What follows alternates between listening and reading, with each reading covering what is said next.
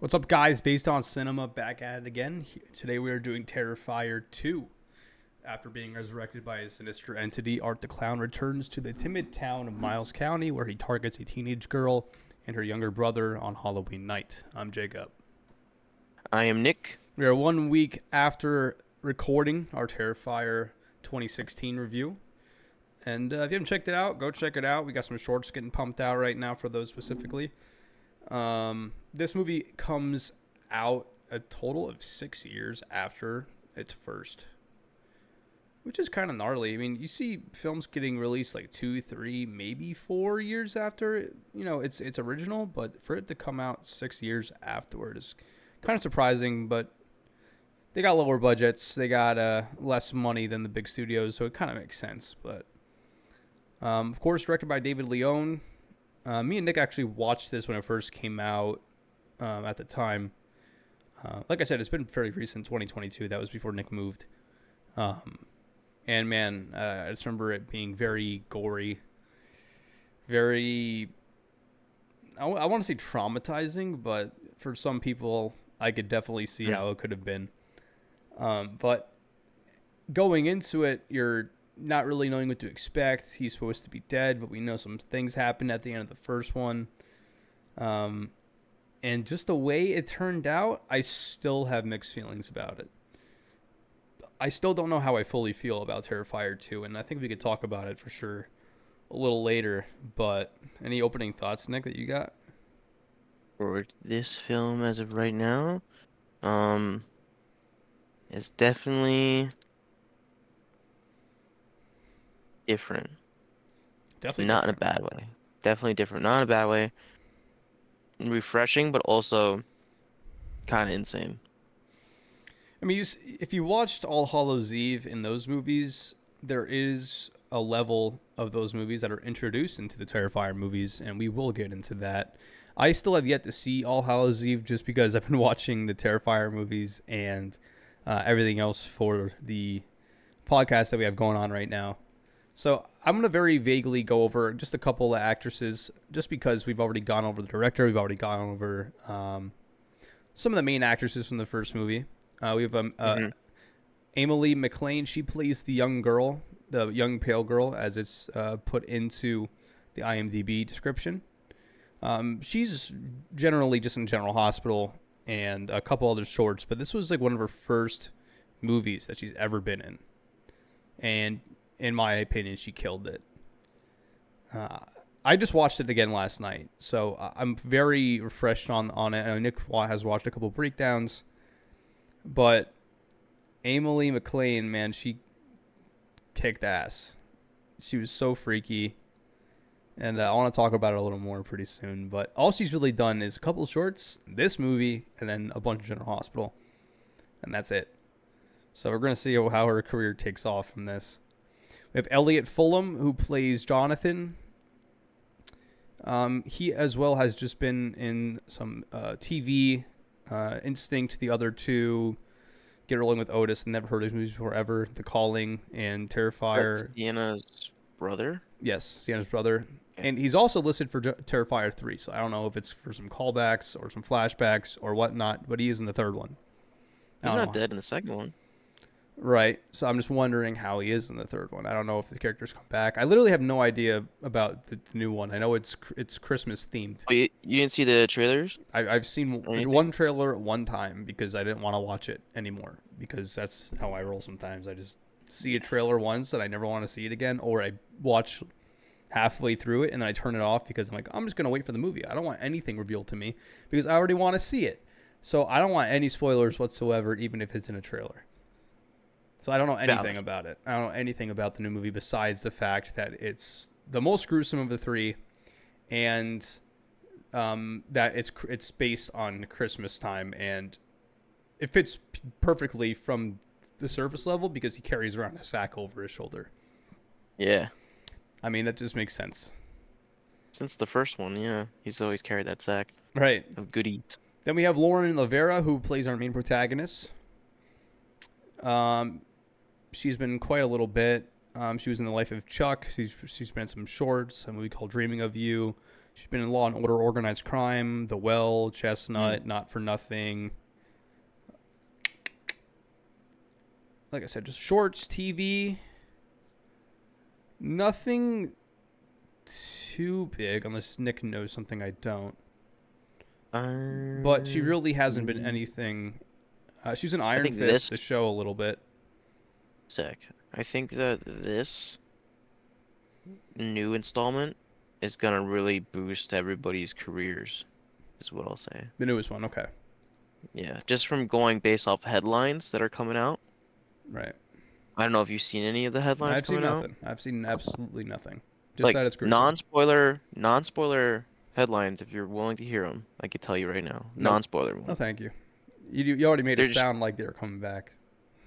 So, no, it's not about the characters, it's about the movie itself, like about how the movie's doing. well, that's fine. I don't care. You can say it. Wait, so yeah? Yeah. Okay.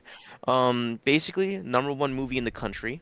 Mm-hmm. Um, They always say that, overtook though. They always say that for new movies. every movie that comes out Number essentially one gets movie in that place. America. Number one movie Yeah. in America. Yada, yada, But yada. I feel like most of them do genuinely get that rank for a Even if it's while, like for for like a at least a minute. week. Yeah, they hold it for that second. So like that this movie getting the chance to shine like that, Joker 2 never hit that. They actually did a 87% decline. And because they're both clown-oriented movies, Mm-hmm. in the headlines you're getting a lot of um Terrifier 3 like Mm-hmm. number one movie in the country. Joker like overtakes Joker in theaters, 87% decline in I've Joker. seen that. So like they're getting a lot of press right now because their movies are at the same time and they're getting a lot of like huge shit right now. And their movies also making like a shit ton of money just right out the gate. Like Terrifier 3 is making a shit ton of money right now. Right. It's huge. It's really blowing up. And the fact that they have like the same shit going on that The Exorcist did in the 70s, where you had to get people taken out Mm-hmm. in Barth bags, that's huge too with like the marketing, because like it's making people want to go in and be like, I can handle this. I won't fucking puke. I ain't no bitch. Mama ain't raised no bitch. So I feel like that's also drawing a lot of people, and it's just people going in and being like, I'm not a fucking pussy. I can handle this.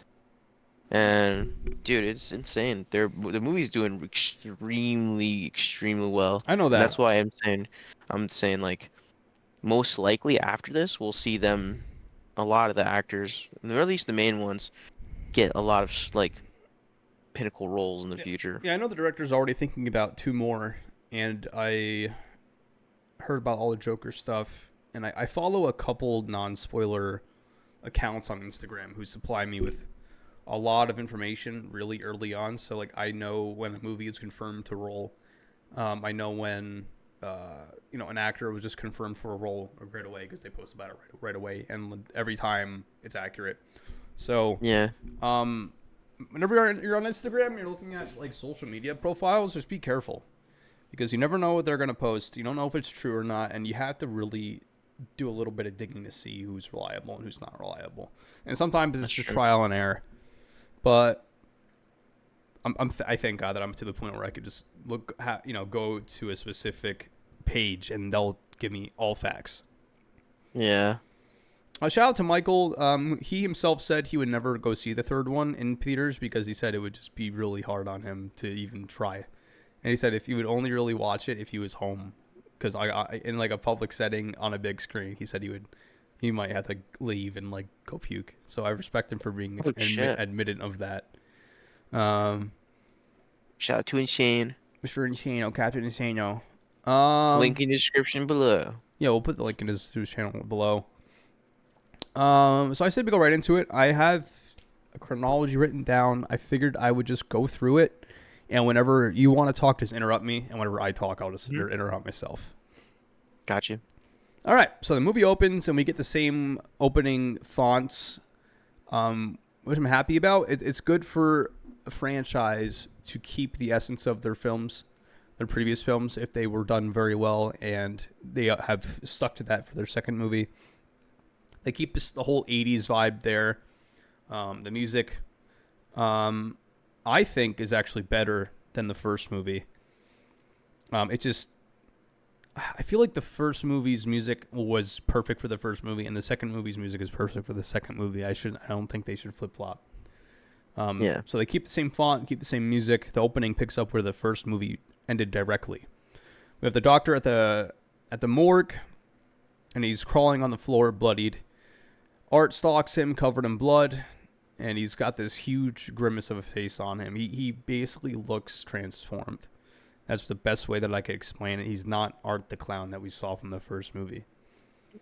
Art looks at himself in the mirror, examining himself. It's as if he sees something different about himself.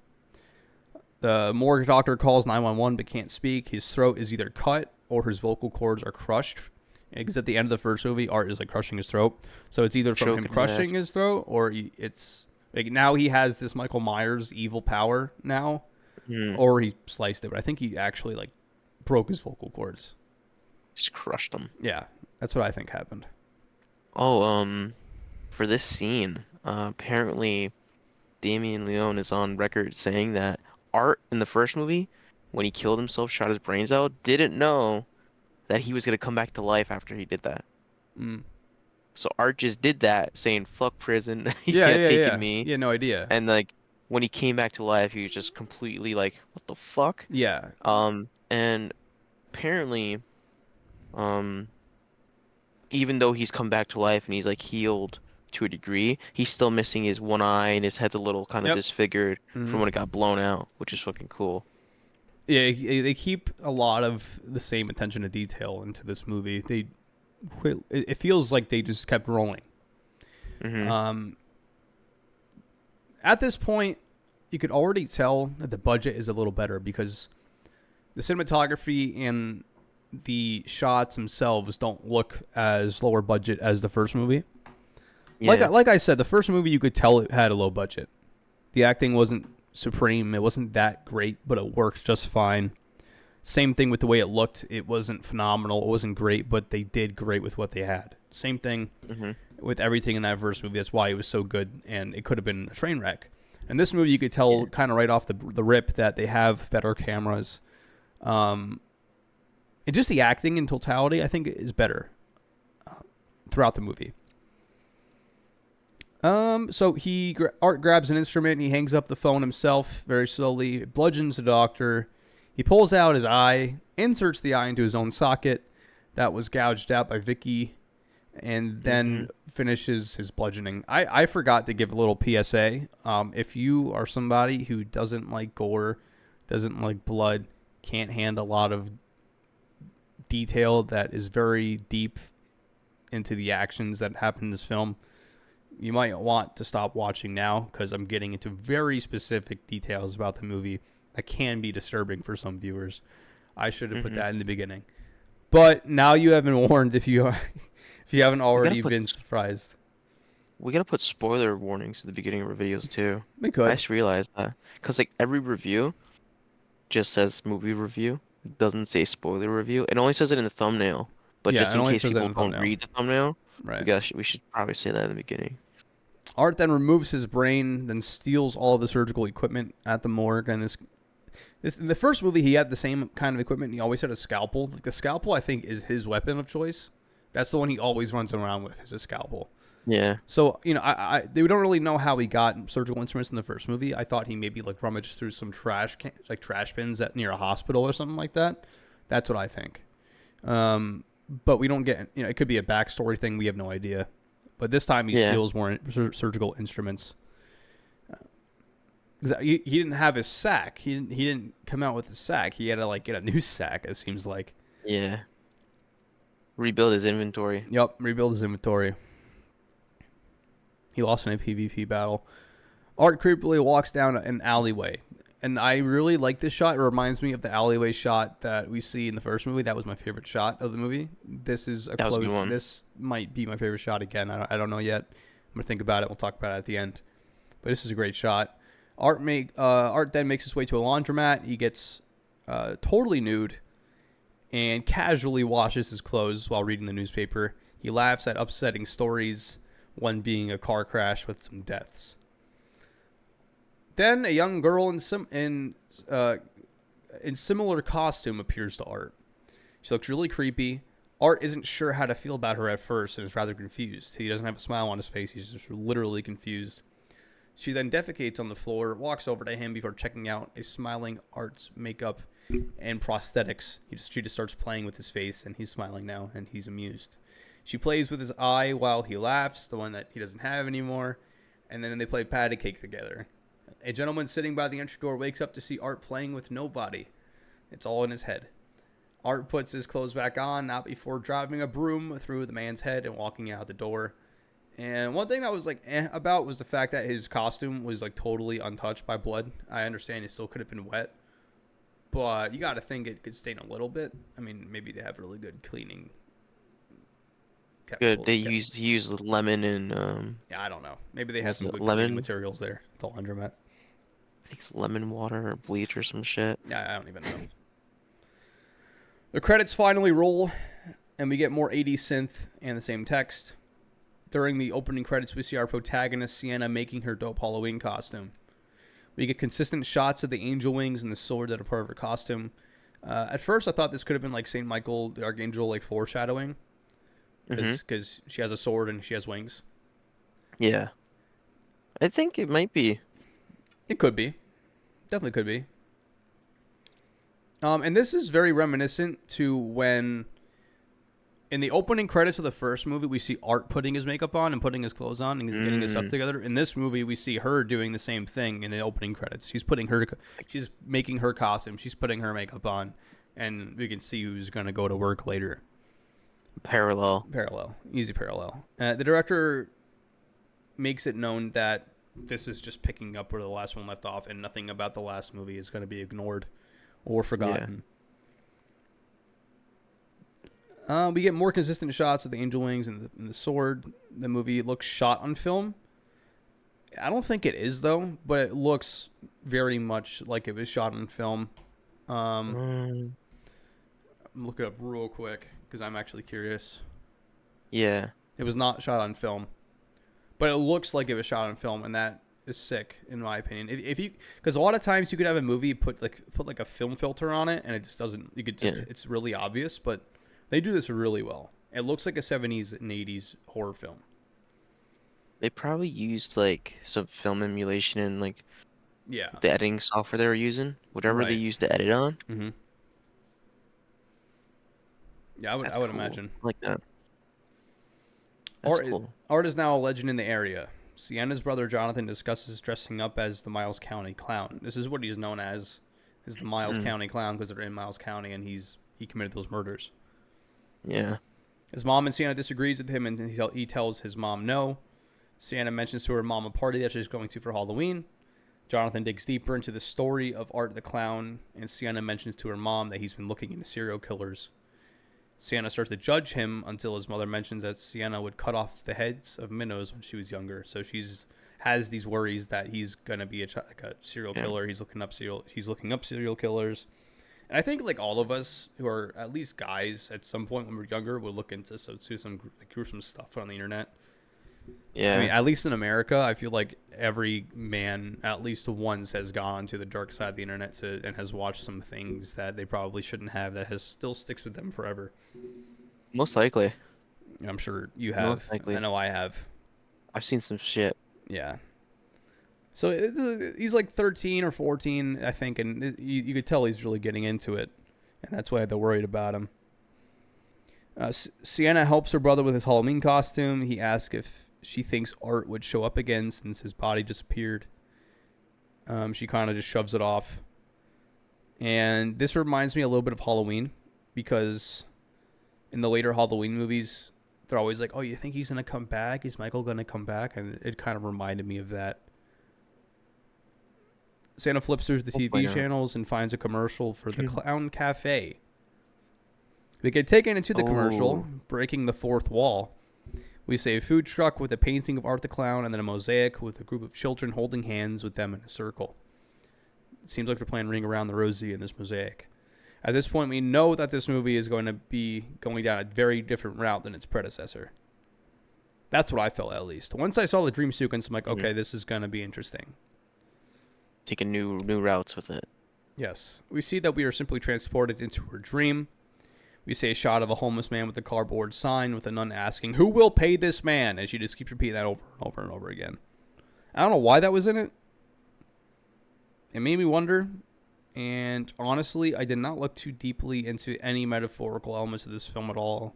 I have been busy, and I just never got around to it. But I don't know what this... I mean, this could definitely be looked into a little bit, but I have no idea. We even see Art the Clown cereal with bugs and razor blades and glass. Art makes a special appearance and puts on a show. He grabs his his black trash bag full of goodies and starts to entertain the crowd innocently. He hands Sienna a gift. She unwraps it and finds a black beating heart covered in maggots. Black goo starts bubbling from the container, and Art pulls out a Tommy gun and starts shooting everyone in sight. Sienna is hit and crawls away. The singer woman who's playing the banjo is the only one alive, and Art torches her on fire. Sienna reaches into the cereal box looking for a prize inside. Her hand gets cut up, obviously, and eventually finds the prize, a sword that's in her room. She wakes up once she deflects Art's torch with the sword, and the wings in her room catch a flame. Her mother puts out the fire itself. So I don't know if like the symbology is that like the sword and the wings kind of are supposed to represent an angel or the archangel Michael, because he defeats Satan himself, and as we learn into this movie, she's the one who's supposed to defeat Art, and he's kind of like evil incarnate to a degree, kind of like Michael Myers, and she's like this saving grace that comes in. So either she's having this dream in because what we don't know a lot in this movie is what is influenced by evil and what is naturally occurring in reality. And she's in this dream. She is in the clown cafe as she gets from the TV. She deflects his flames with the sword. Then her wings are on fire. So I don't know if this is like a warning that her wings are catching on fire. I mean, she's not going to be saving grace, and it's like a threat. I'm not sure what in particular. It could be like flying too close to something like Icarus, getting burned. Right, could be that. Like you're getting too close to the danger. Right. Of things. But Sienna's mom then blames it on the candles, so that could be it. Could just be a candle. Sure, we got the blowout. Just be the candles. Could just be candles. From what I've heard about this movie since, the little girl that we see with Art in the beginning is supposed to be like a evil demonic entity. Yeah, that's what it seems like a demon. Brought him back to life. Mm-hmm. To continue doing what he's doing, and only he can see that being, because it only presents itself to who it wants to. It doesn't present itself to everybody. Right. And that's gonna be something that I don't know if it's in the chronology timeline, chronology. I don't know if it's gonna be in there at this later on. I know there's another part where that little bitch comes up, but from what I've read online, that is what that little girl is supposed to represent. That's why in like certain moments, like when she's first introduced, her eyes are like glowing yellow. Right. I get into that a little bit, but I definitely got the vibe that she was just a demon who presented herself. Definitely 100%, 100% right on that one. And as for the film look, just to circle back real quick, looking at the colorist, Chris Berardino. It looks like he takes a lot of influence from old school film when he's doing his coloring. You could tell too. And just looking at his demo, like his colorist reel, a lot of his work really does reflect like early 90s, 70s horror, like just the way those are colored and the way like they looked. Right. In terms of like texture. A lot of older film horror movies has that grayish feel to it, not very saturated, but has like a misty grayish look to it. That's what I got like every time they filmed in the house. And there's some other scenes that are like that, but here, let me send this in the chat so you can take a look real quick. And it's like you don't even have to look at the whole thing, like watch it, just click through it, and you'll see what I mean when I'm talking about like that film look that you get.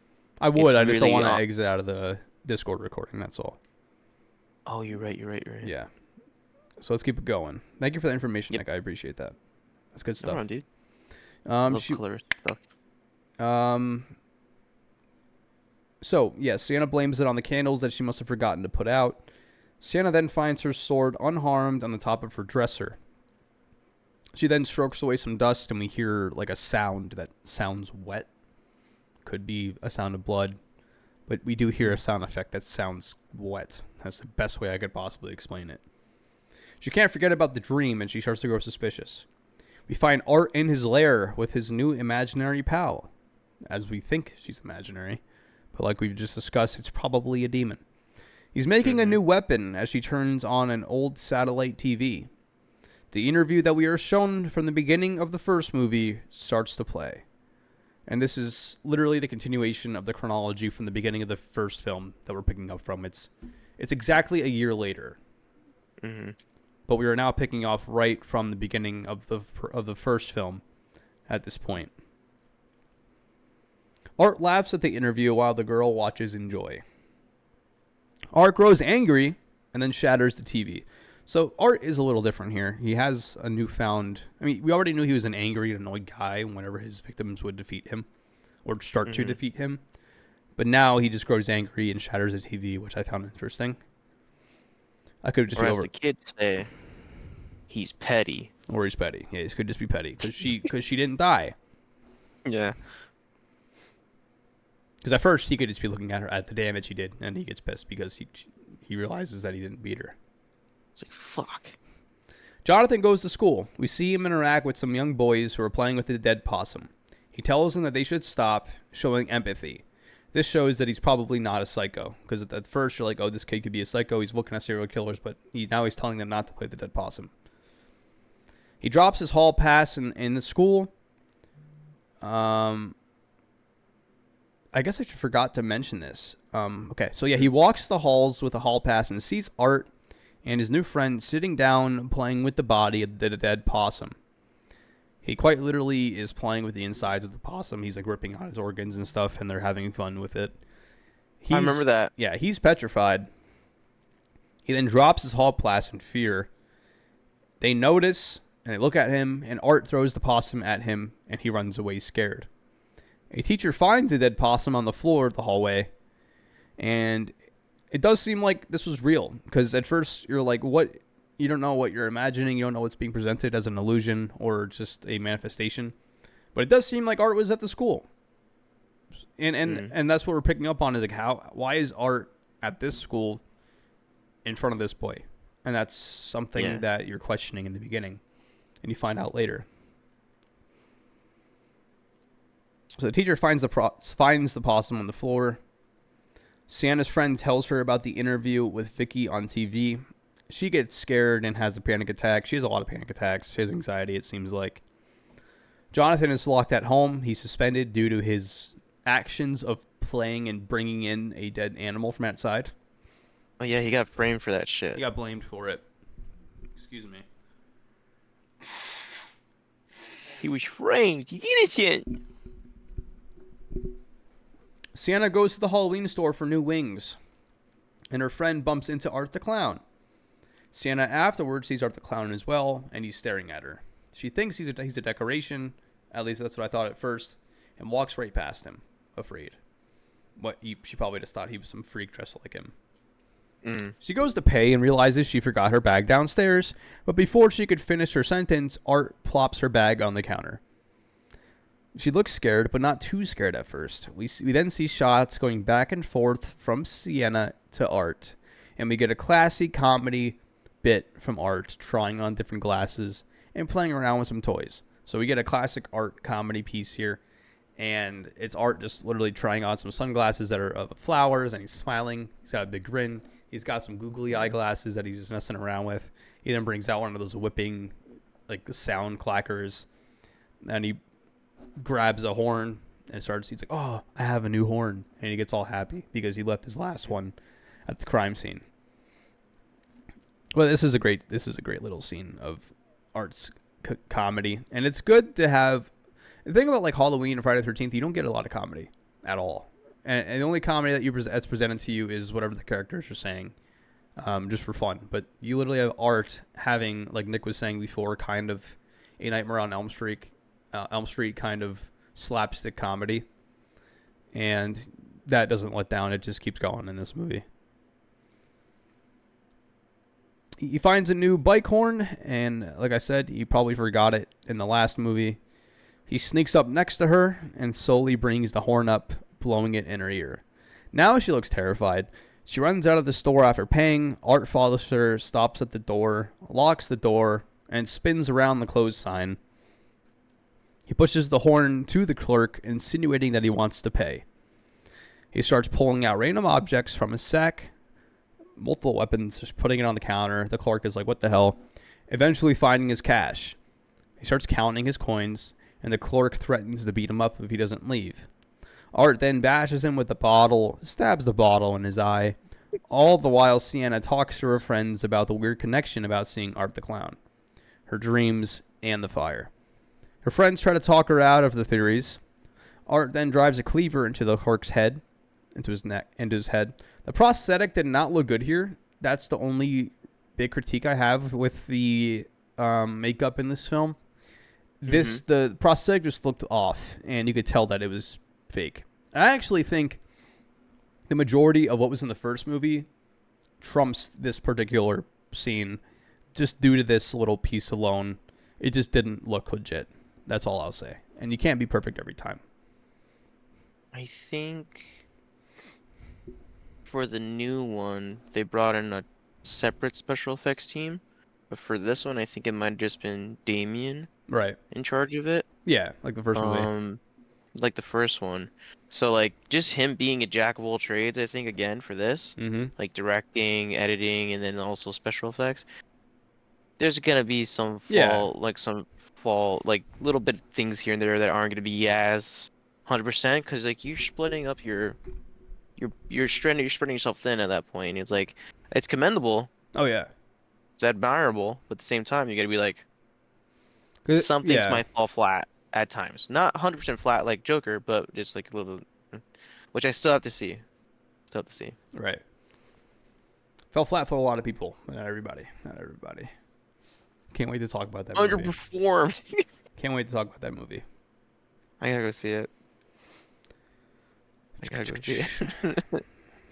I'm surprised you liked it. I'm just gonna, if we, like, I'm genuinely shocked. I know. We'll talk about it. We can't talk about it yet. We gotta talk about it in the review. Save No. Save all the juicy parts for the review. Art then removes and clears his head with a cleaver after cutting into it originally. A mom and son stop at the clothes store, and Art poses with the head and acts like a dummy to trick them. He even gives the kid a little wink, and he just says, cool, and he thinks it's fake, but it's not.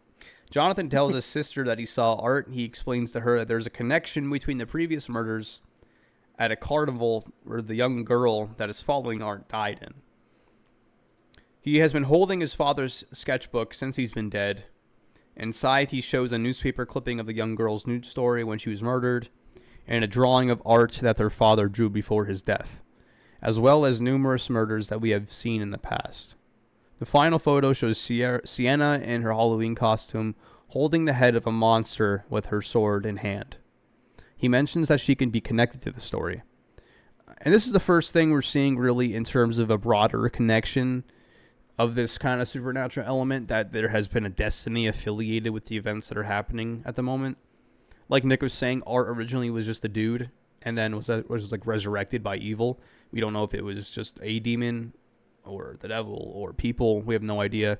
All we know is that he was resurrected and now this demon's following him around. And their father seemingly knew about Art and knew that his daughter was going to have some sort of part in his demise. That's all. And he doesn't say it outright, but his son is picking up on that. Yeah, I think he was sick with like a brain disease before he passed away, the father. Yeah, I have a chronology too. He is like you said, he's drawing all these things and basically kind of predicting the future of what was going to go down. Right. Without vaguely having lived it. But yeah, the son was like the future. Yeah, and the son was kind of connecting the dots at this point. He's like, holy shit, wait a second. Bush did 9/11. Their mother comes in and says Jonathan was suspended for bringing in the possum to school. He claims that the young girl brought in the possum. He continues to sway his sister, but she tries to sway him that he's overreacting. She eventually tells her mom she believes him. It's Halloween night, and we see trick-or-treaters going door to door, until we see a black van parked on a cul-de-sac. This is the most gruesome scene of the movie. Of the entire movie. This is it.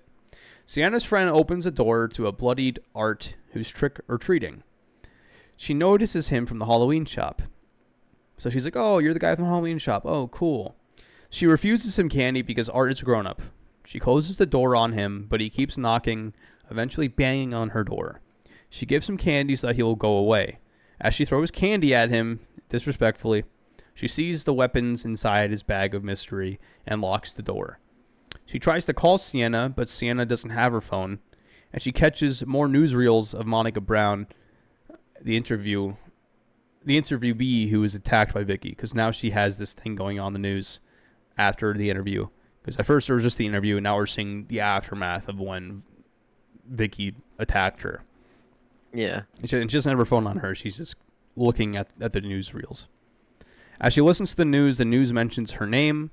Literally the broadcaster says Sienna's name, and again, this is part of the quote unquote reality, in which is this the demon also playing tricks on her to deceive her or scare her. We don't really know for sure. Is she paranoid? Is she getting more anxiety to the situation? We don't know. 100% we don't know. Yeah.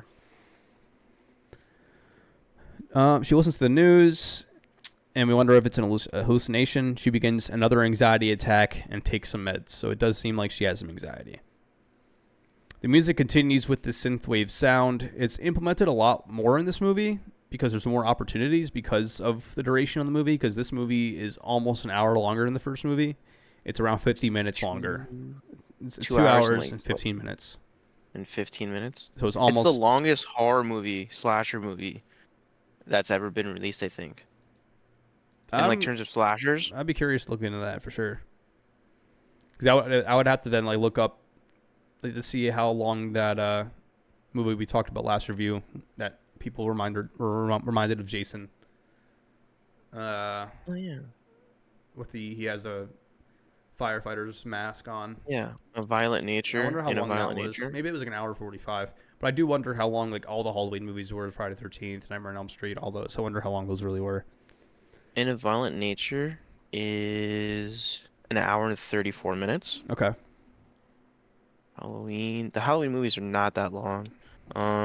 It's gonna take a while to go through all of them. Halloween's hour 31. The first one, yeah.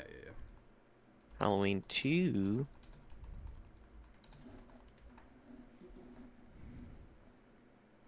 is hour 31. Yeah, we don't have to go through all Halloween of 3 them. doesn't count. Halloween 3 doesn't count. But yeah, essentially, most horror movies, slasher films, are about an hour, hour 30 max. Some are usually shorter. Rarely do they push 2 hours or over 2 hours. So this movie was a big deal in terms of runtime because it was 2 hours and 15 minutes. And I think for the newest one, he actually made sure that he didn't go over 2 hours specifically. I think it's exactly 2 hours. It's exactly 2 hours long. Yeah. And so, when I rewatched this film, I remember watching it the first time. I'm like, this is kind of dragging. But then when I watched it again yesterday, it actually kind of flew by. So they do a good job with pacing, and that's what I'll say. So, like I said, the music continues, and they have a lot more room for it due to the duration. And like I said, the music really fits. Sienna prepares for her party, and we get some slasher movie side boob. So we do get another slasher nudity scene. She's taking a shower, and we see almost all of her. But we get some side boob. And once again, we get success by slasher movies showing breasts. yeah. Not full breasts, but we got something, I'm not promoting it or anything. I actually am against showing nudity in a perverted way. But slasher movies, they just do that all the time. It doesn't matter. She suits up in her costume and puts on her makeup, just as we saw, like I said, Art do in the beginning of the first film, and she did it earlier in the credits as well, but she's just making her costume. The camera zooms out, showing her sword. We get some more foreshadowing. We go back to Sienna's friend Allie, who's putting on makeup in her room. She hears a crash from downstairs. Sienna finally calls her back, but she's already making her way downstairs without her phone. She finds her sliding glass back door shattered. Art walks into the kitchen, not noticing Allie. He pours himself a glass of water. He grabs his scalpel and scissors and runs at her. You just see an innocent Art just having a glass of water because he's thirsty. Mm-hmm. She then runs upstairs after being cornered. He slashes her in the face, cuts off her scalp, carves into her back, stabbing it, continues to cut. He breaks her arm and pulls it off, takes her other hand and rips it and her wrist in half, and her arm. And we're left with him still slashing away, blood splattering everywhere. He leaves the scene of the crime. Allie crawls off the bed, crawling across the floor. The makeup and prosthetics look insane here. She makes her way to the phone, not before he walks back in, pours chemicals on her, pouring salt on her, taking salt and rubbing it into her wounds until he finally grabs and rips off half of her face. Sienna heads out to her party. But man, I remember watching this scene. It was long. It felt long. No, it is long. It's not like overbearingly long, but it's long to the point where you're watching it and you're like, holy crap. You could be as desensitized as you could be. And I know we talked about this last review, but I am definitely desensitized to certain things like this. And plus, like I said, a lot of guys our age has seen some stuff on the internet because the internet is very vast. And we all go into that little short spiel. But man, even rewatching the scene, you're like, holy crap. And she's just does it. The guy fucks. he's just brutal, man. And she's just screaming. She can't do anything. He doesn't let you die. Yeah. He's not like Jason or Michael or well, Freddy's a little like this, but even Freddy doesn't do shit like that. Mm-hmm. Like none of the other slashers, maybe aside from Leatherface possibly and Freddy, do not drag out your death like Art the Clown does. Mm-hmm. Fucking insane, excuse me. Yeah, you're not wrong. And when he attacks her, the camera will cut to her face a lot of times, so you get the full experience, not only just what's happening, but also her reaction. Mm-hmm. And I think her reaction could have been worse. Like, she was obviously in shock and in a lot of pain, and it was fine. It worked fine. I'm just being nitpicky. She could have been like even more emotionally unhinged, but she did fine. Her acting was fine.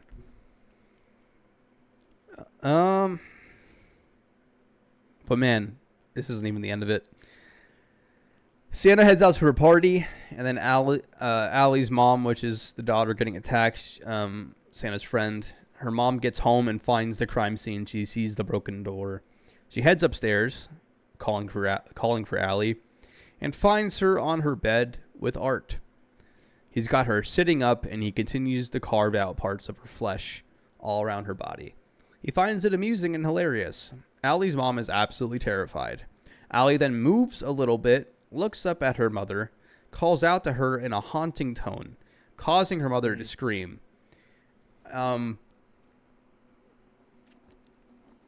When it cuts back to the room, you think she's dead. Because you're like, how could a woman or any person who's human not die from that?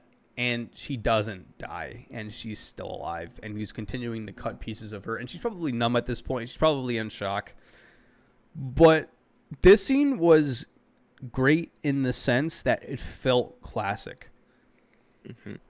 So a shot of it's right up on her face, not totally, but just enough where it's framed perfectly. Her movement when she looks up at her mom and calls out to her, and then the shot of her mom screaming was like a classic 60s and 70s horror movie. She literally like puts her hands up like this, just like they used to, and she's screaming. Yeah. You could tell that the director likes classic film, horror films, I should say. And the shot sequence that they do here, especially with the mom going back to her daughter, then to her mom again, and the mom screaming, it was so reminiscent of old classic horror, like good horror, and they did it perfectly here. And I was very impressed to see how they pulled it. And you know, you kind of have a timeline when it comes to a scene like this, and how it starts, the middle, and how it ends. And the ending of this scene really seals the deal with how gruesome it is. By her coming back to life, her calling out to her mother, and her mother absolutely freaking out, and just the close-up of her mom. It literally was a perfect slasher scene. That's what I'll say. Because it was. And I was impressed. It's not fun to watch necessarily because I can't wait to see the third one to see what they bring into play. But geez, yeah. So we find ourselves at the Halloween party. Sienna tries to reach out to Allie. She knows something is wrong, and she loosens up, has a drink, and hits the dance floor. She starts to have fun, just to break out of all the craziness that she's been experiencing the past 2 days. We go back to Allie's house. Art greets trick-or-treaters with candy in Allie's mother's head. The kids and the mom present have no idea that it's a real head. The mom even dismisses the sticky blood as fake blood. Art never lets away with his humor, and he doesn't let the kids take more than one piece of candy. Art has a thing for heads. He likes to decapitate people for some reason. But It really does. Yeah, he does. Jonathan once again has a fight with his mom, and he argues his case and theory that he has going on. She passes up the story as his father being sick. She then calls her husband's book a, quote, reminder, and tears up the pages of the book. She looks defeated for a moment until he calls her a bitch. She then slaps him, and he runs out of the house. Back at the party, Sienna seemingly grows more under the influence.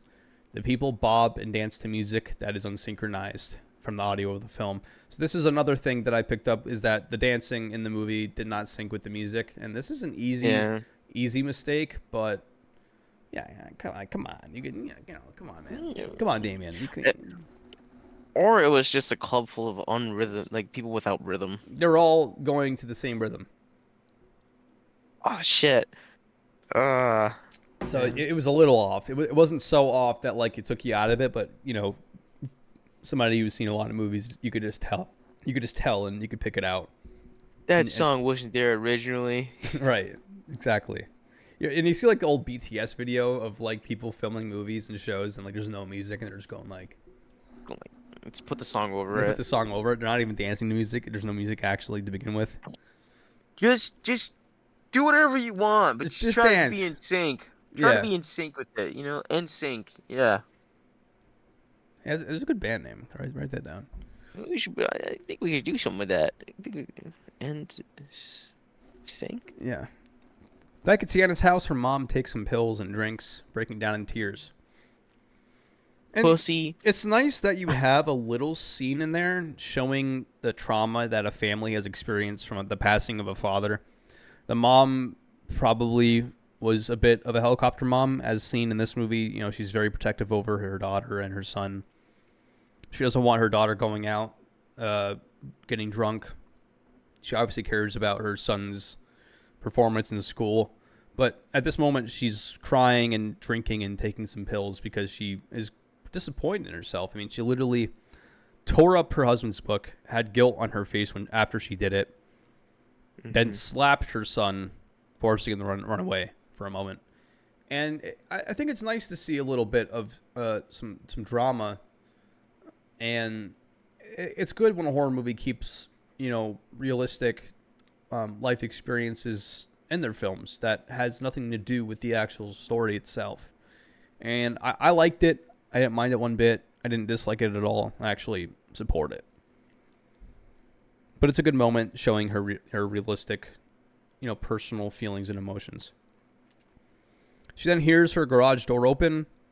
She investigates and finds her car trashed with toilet paper, shaving cream, a pumpkin with the word bitch spelled out on the windshield.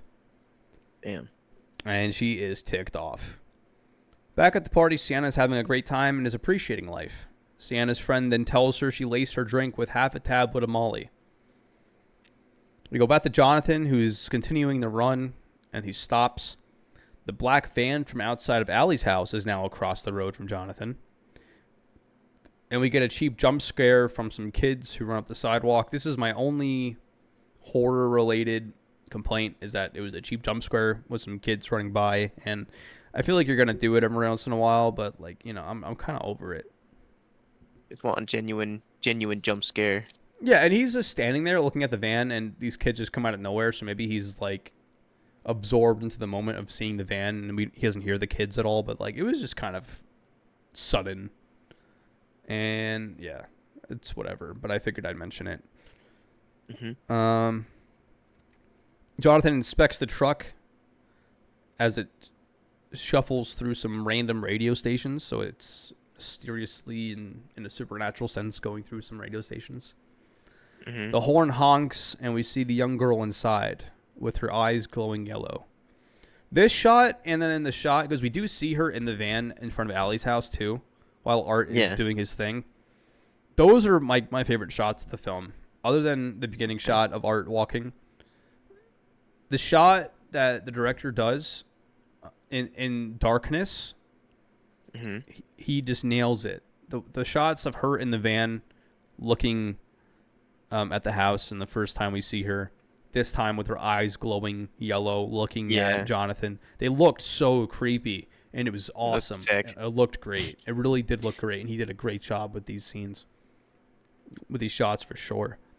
Sienna's mom calls her, sharing her grievances about her vandalized car. She grills into Sienna about being drunk because she thinks she's drunk, but Sienna just smiles and tells her that she loves her, and her mom appreciates this and apologizes for the call, and Sienna assures her that Jonathan will be fine. So, like I said, she's appreciating life, and she, even though her mom is a bit of a hassle to deal with, she still appreciates her in this moment. Yeah. We're back to Sienna's mom cleaning the car and talking to herself. She then says, she's just talking to herself, and she says, things are going to change. And once she says that, she wipes away shaving cream from the driver's side door and sees Art in her car as he shoots her face off. At the part, what did I say? Yeah, he just sitting in there and fucking. Yeah, he's just sitting in there. He's in there the whole time. Guy. At the party, Sienna sees the young girl all over the party dance floor while she's dancing. She totally freaks out as the young girl shows up right next to her with her eyes glowing red. Sienna has a huge panic attack and screams bloody murder. Jonathan runs home after suspecting danger. He finds his mother sitting at the dinner table with only an eye left on her face, as the rest of her face is gone. Art comes out of the kitchen through a swinging door with an apron on, ringing a bell. He puts dinner on the table. Dinner is served. Mashed potatoes and a glass of wine. He stuffs his mom's face with potatoes and then pulls out a syringe, points to the young girl who's standing behind him. He gets distracted, sees the young girl, and Art runs at him with the syringe. We run up to his room. He tries to close the door shut, but Art's arm gets stuck through the crack. He tries to grab Jonathan's head. Jonathan notices her sword. Art bursts through the door, throwing Jonathan on the floor.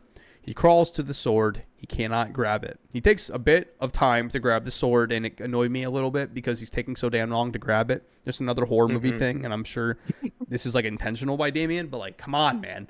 Like, if I were to make a movie, a horror movie specifically, you're not going to find any of this BS in here, okay? I'm just saying that right now.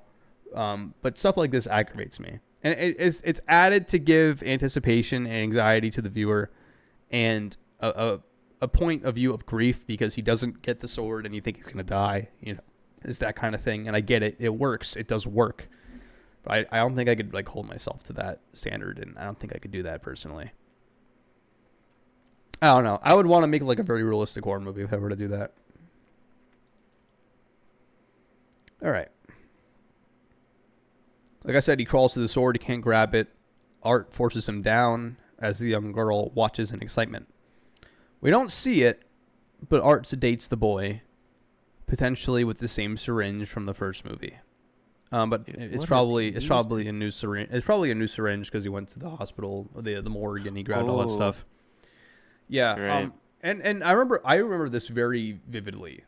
So when me and Nick were watching this movie for the first time, and the son gets home, and he's probably gonna find his mom. All that me and Nick could think in the moment was, do you remember? Not off the top of my head. All that me and Nick could think about when the kid gets home, because we know what's about to happen. We're just like, is he gonna kill a kid?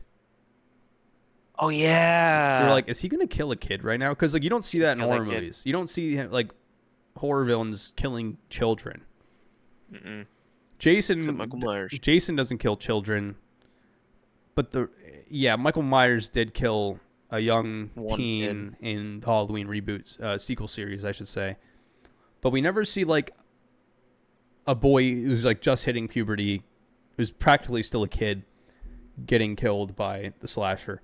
But yeah, I remember just thinking that whenever the boy shows up, and like we're just like, is he gonna kill the kid? Because that's gonna be nuts. Shit, This fucked is up. probably why he didn't see him inject him with anything, because that would have been too much for the studio, maybe. Mhm. But that's just a theory. It's like a demon. Like, hey, Yeah, literally. can't kill no kids. Right.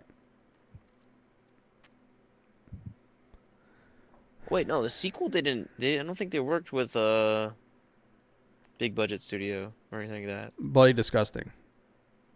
They worked with Bloody Disgusting. Mm-hmm. Mm. Sienna's friend drives her home after her freak out. She freaks out on Sienna's actions, not being a very good friend, claiming that there's something wrong with her. Sienna gets a call from her brother, but we find out it's the little girl imitating his voice. If you know anything about Paranormal Activity, not the movie, but literal Paranormal Activity, we know that a demon is one to mimic somebody's voice. Yep. That's like demonology 101 or ghost hunting 101. If something's like imitating a voice, it's probably a demon. And we kind of get Probably that bad. we kind of get that confirmation here with the little girl imitating his voice. Don't burn that little. Yeah.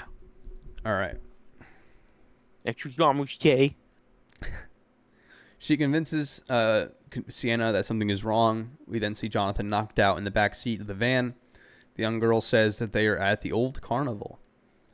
Sienna says to meet her at the front entrance. Her friend thinks he's playing a joke, but Sienna is confident that this is a real situation. Quote, the night can't get any worse, her friend says. And you see this a lot in horror movies when they say things in the dialogue that is the opposite of what's going to happen. I don't mind Yeah. this too much, and this movie does it just fine. It actually is not very annoying. Other horror films that are like bad do this, and that Oh yeah. too is horrible. Like it just sounds bad. It's cringy. That's usually if the movie's bad itself. Walking into like an abandoned mental asylum that says keep out. What could possibly go wrong? Right. Yeah. I'll Or be some shit right like, back. oh yeah, Scream. It's kind of like what? It's not like this place is Haunted by inhabited by ghosts. some kind of like demon or something. What's It's not gonna like there's a killer on the loose. What's gonna happen? You're not gonna get stabbed to death. Oh, why don't you just stab me now? Come on, monster, come out and get me. I'm right God, here. I hate those ones. They're Yeah. just like jokingly like, uh-oh, I hope the big mean scary killer doesn't come over here and cut my head off. And Yeah. then like couple scenes later, you just see them open like another character open a closet door and it's that person's head just like Yes. sitting there. Right. Come on, you coward. That's always a big one too. We're not scared of you. We're not scared of you. Why don't you just come out of that ground and get us? Oh God, that's that's a scary Yeah, yeah, movie. it's a scary one. I want you to come out here and possess me right now. Use my energy. I'm like, In my dungeon. In my dungeon. I was gonna say another one, but it's probably too much for recording. The classic Let it one. rip. Nope. Let it rip. In the bathtub. Oh Yeah. yeah. I'm not gonna It's say not that one. it's not bad because you're imitating somebody else who did it. So it doesn't count. Yeah, I'll stick to just the swear words that are in the dialogue. Her friend reveals that. Okay, so they arrive at the entrance of the carnival. Jonathan is nowhere to be seen. Her friend mentions the young girl who was murdered there a couple of years ago. Sienna goes off looking for him around the carnival. I always wondered, like, did Art kill the girl? But probably not. It was probably just taking upon the image of the girl for a mocking manner. But we don't know anything about the death. But it was in the father's book, right before the Art the Clown stuff in his book, so it could have some correlation. I don't know. Maybe like it was There's a like theory demonic sacrifice. Maybe. there's a theory that it's one of his first victims as Art the Clown. Okay. I'm cool with that theory, but if it was like a sacrifice thing, that's wild. It That'd is be wild. wild. Right. You got to think, like, if that was only his first victim, I wonder how he was before that and how much turmoil he had going on inside of him. It feels like he's been doing that for so long, Yeah, it's He's just so well goes natural prepared. now. He's just over here like Yeah, and he's so well just prepared. Sienna goes off looking for Jonathan around the carnival. Her friend then reveals that Jonathan has since changed since his father, quote, killed himself. He had a brain tumor that, quote, made him do fucked up shit, was hallucinating, and was allegedly abusive to Sienna.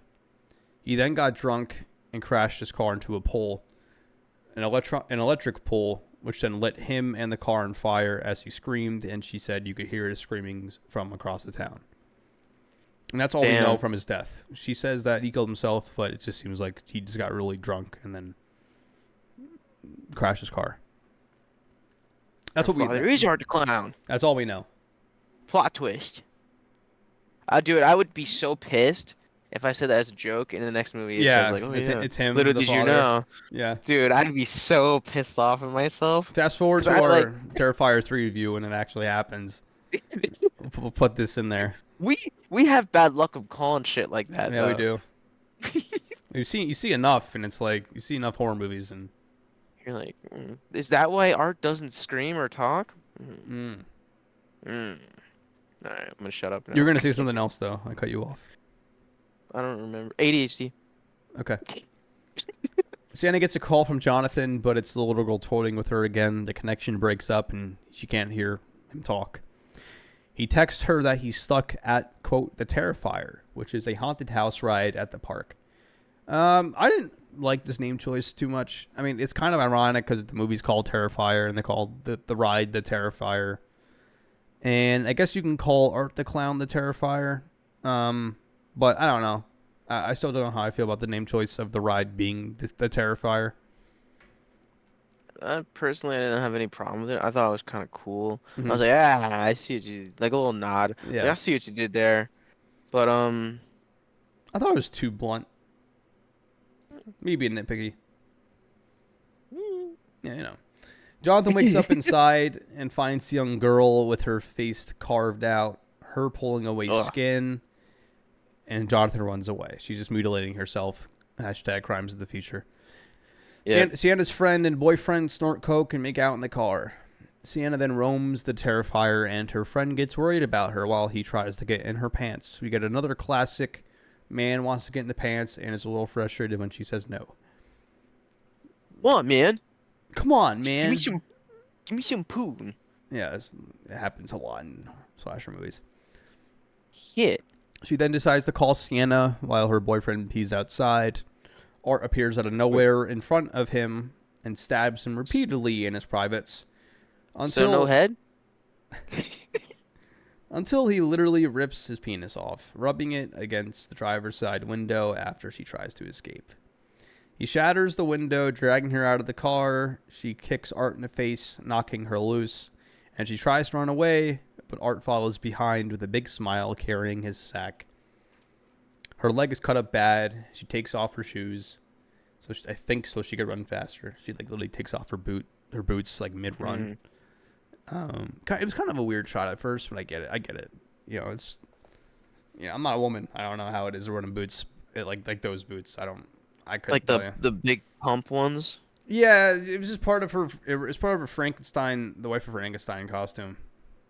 From what I've been told by like my girlfriend and her cousins, running in those things is almost as hard as running in heels.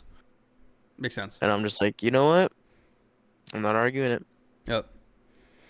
But I mean, this is like one of the first times we see like a full on penis decapitation. Yeah. I guess you can call it that. Oh, I won't say the first. Not the first time, but like First in Terrifier? well, it is the first time in Terrifier we see it. But like I don't remember ever seeing that before this movie. But granted, there's still a lot of horror movies I have to watch. I think it happens in maybe Friday the 13th or Nightmare. I don't, doesn't have it in Halloween. There is one in Lisa Frankenstein. If Okay. you've seen that.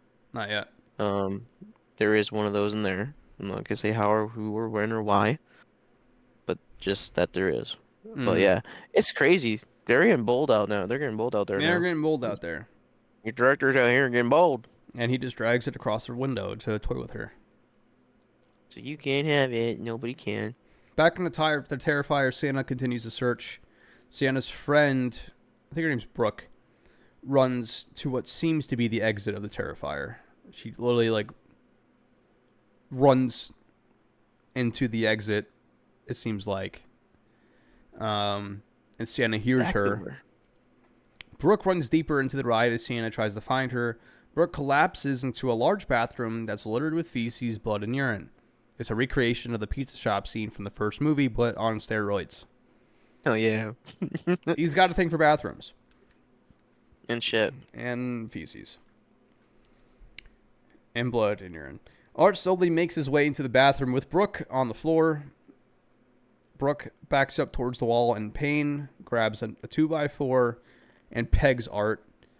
He threatens her with a weapon, but then splashes her in the face with acid. Her face burns and bubbles. Art drags her flat on the ground, bashes her knee in, and then her torso with the weapon repeatedly until her chest is caved in. He then searches and finds her still beating heart and takes a bite. After Sienna finds Brooke's body in the bathroom, she starts to freak out as Art watches from the entrance. Were you going to say something, or are you just like... I was just like, because I just like... Yeah, thinking back on it. It's so intense. No, it is. It is. You never really expect what he's going to do, and you're surprised almost every single time by what he does. Every single time is something new, and it's like, wow. Besides the head decapitations, that seems to be his thing. Yeah. After Sienna finds Brooke's body in the bathroom, she starts to freak out as Art watches from the other entrance. She notices him, and he waves hello, approaching her. Jonathan is noticed standing behind Art. Art runs and looks at him. She tells Jonathan to run, and then rams a 2x4 into his leg. He then begins to beat her. He then begins to beat her with just his strength, no weapons. And we now see his expression really change for the first time, just like we did in the first movie. After she starts to hurt him, so just like the first movie, he gets ticked off and like emotionless when he gets beaten down, and this new protagonist hurts him, and he gets into that same vibe, I guess you could say. Yeah. She's then kicked in the head and deemed unconscious. Art then hunts down Jonathan with his famous scalpel. He hides behind a black curtain. Sienna then comes to and finds her phone smashed. She finds Art's weapon that he used on Brooke in one of the stalls. I guess he just irresponsibly left it after killing Brooke. She just found it like in one of the stalls underneath the door. And I guess he just like dropped it and just left it. And That sounds like an Art thing. Yeah, I think so. Not caring really much. Just kind of like it did its job. Yep. I would say so. Yada, yada, yada, yada. Jonathan runs, but runs into Art. Art grabs his throat, and pushes him against the wall, slashing his face. I remember me and Nick's reactions were like, oh, damn, he is going to kill him. He slashes his face and then over and over slashes him on his body with his scalpel. Sienna sneaks behind Art and hits him multiple times with his weapon, once in his head. He seems unaffected and begins to start pulling it off while Sienna and Jonathan run out of the ride. I wasn't like too, because in the first movie, like, I forgot what's her name, stabs him in the back with a knife and she just runs away. This time, like, she hits him in the head and it's like stuck in his head, so I can understand why she runs away, because you would think that he's dead, but it could be questioned. Yeah. It could be questioned. I think like he got like a buff from the demonic entity. No, he definitely got like a power buff. Yeah, no, he did. He's not like fully human anymore. Because in the first one, he got hit with that 2x4 by Tara like multiple times, and like he was bleeding, like spitting out blood, and he was like, ugh. Right. And then like this one, he gets fucking hit in the head, that thing, and then it's stuck in his head. Just comes up. He's just like, yeah. So he probably got whatever. a demonic buff where he's like not fully human anymore, kind of like a Michael Myers kind of thing. Mm-hmm. Because we've seen Michael Myers get hurt plenty of times, and he's just fine. Mike Myers. That guy.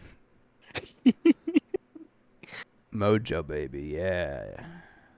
Groovy baby. He seems unaffected and starts to pull it out of his head while Sienna and Jonathan run out of the ride. Sienna is hurt bad and stops to rest. She does a good job acting wise. They have a moment as Jonathan tells her that she was lured there for a reason. He says it's what their father saw, and that she's the only one who can stop Art and the little girl. She says, we gotta get out of here, grabbing a metal rod as they roam back into the ride. I was like, why are they going back inside? You escaped, right, and you're going back inside. I guess she's trying to fulfill her destiny. Like, she's fully committed to her theory now, I guess. But she brings her brother into the ride again. Like, why is the brother going in? He should have ran. Should have got him out of there. Yeah. But outside of story reasons, budget reasons, right? Just like the warehouse and the hospital building that we were in for Terrifier 1, and how like she ran back out into like another part of the building. So once again, we get another protagonist running out and running back in. Budgetary reasons. Probably a budgetary reason. Gotta keep it under a certain amount of locations, guys. You don't have that much funding. So she's going back in. She's going back in. She looks for Art as Jonathan. Bravo 6 going dark. Bravo 6 going dark. She looks for Art as Jonathan waits behind, frightened. Art appears. So she takes him in there, and then she leaves him secluded in a room by himself. That's smart. Art appears behind Jonathan in a black cloak and begins to whip him with the same weapon from the first movie.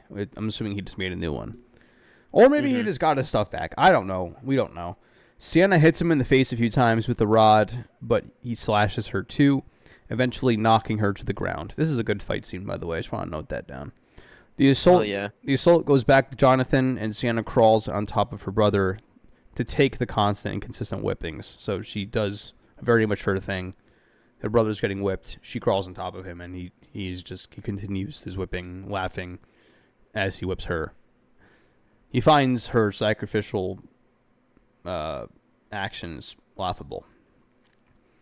We get a slow-mo shot of Art's face as he whips, Sienna's face as she gets hit, and the whippings. And I thought this was good. Like, seeing the slow-mo, he hasn't done a slow-mo shot yet, and to see the slow-mo shots of her getting whipped, her acting was great. Of course, Art is being Art, and we get to see like a gruesome scene of her getting whipped. It could be a long shot to say that this is kind of reminiscent of the Passion of the Christ, and she's about to have this resurrection, which she eventually does. She literally goes through her whippings and lashings, and then she comes back to stop the devil. The rebirth. So you never know, but that's something that I thought about just because.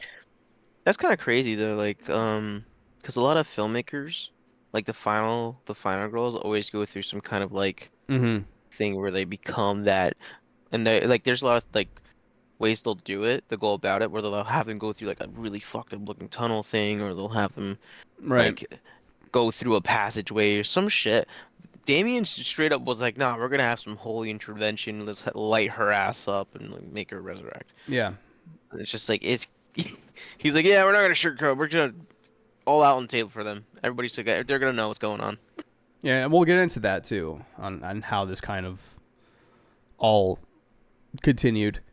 Because that's the biggest part of the movie that is the biggest talking point. Is that paranormal side of things good or bad? So we'll talk about that in a little Mm. bit. We're getting to the end here, so I don't know um, what's the- yada yada yada. This is going to be a long review, ladies and gentlemen. Just letting you guys know. I didn't know it Um, was a controversial that part, what? the resurrection part, or was it the supernatural part? Well, it is a supernatural part.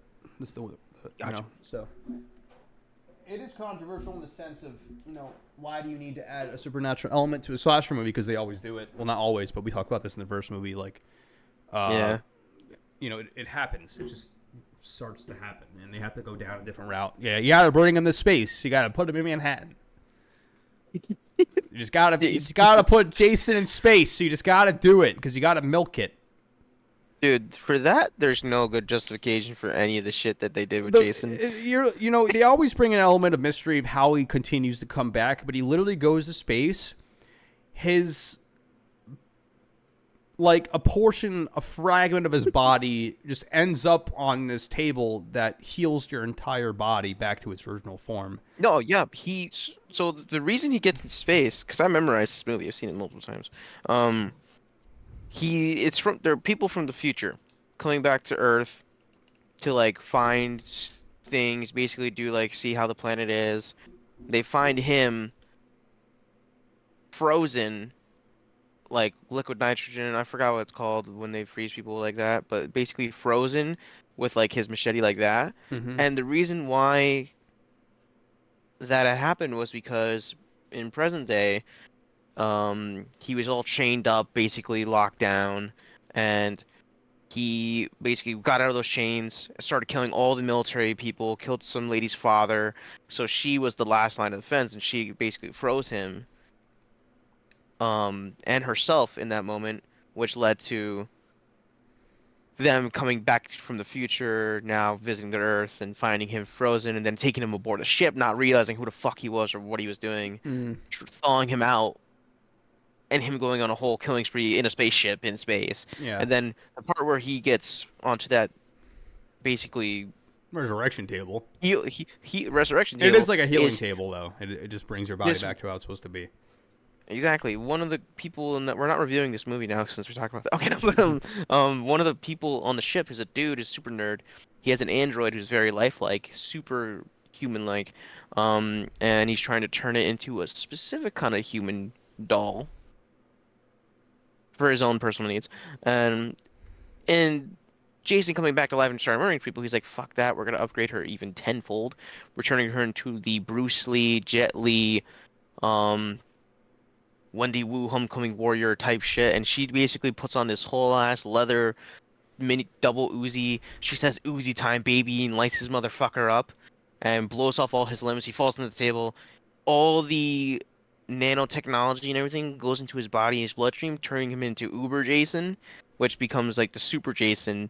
Then they fight it out, and he fucking gets somebody sacrifices themselves. He goes flying into the New Earth, and that's how that continued All onwards. right. And Thank you, yeah, Nick, for so that in-depth reminder. fucking Jason X. Jason in space. They should have just called it Jason in space. They should have just called it Jason in Space.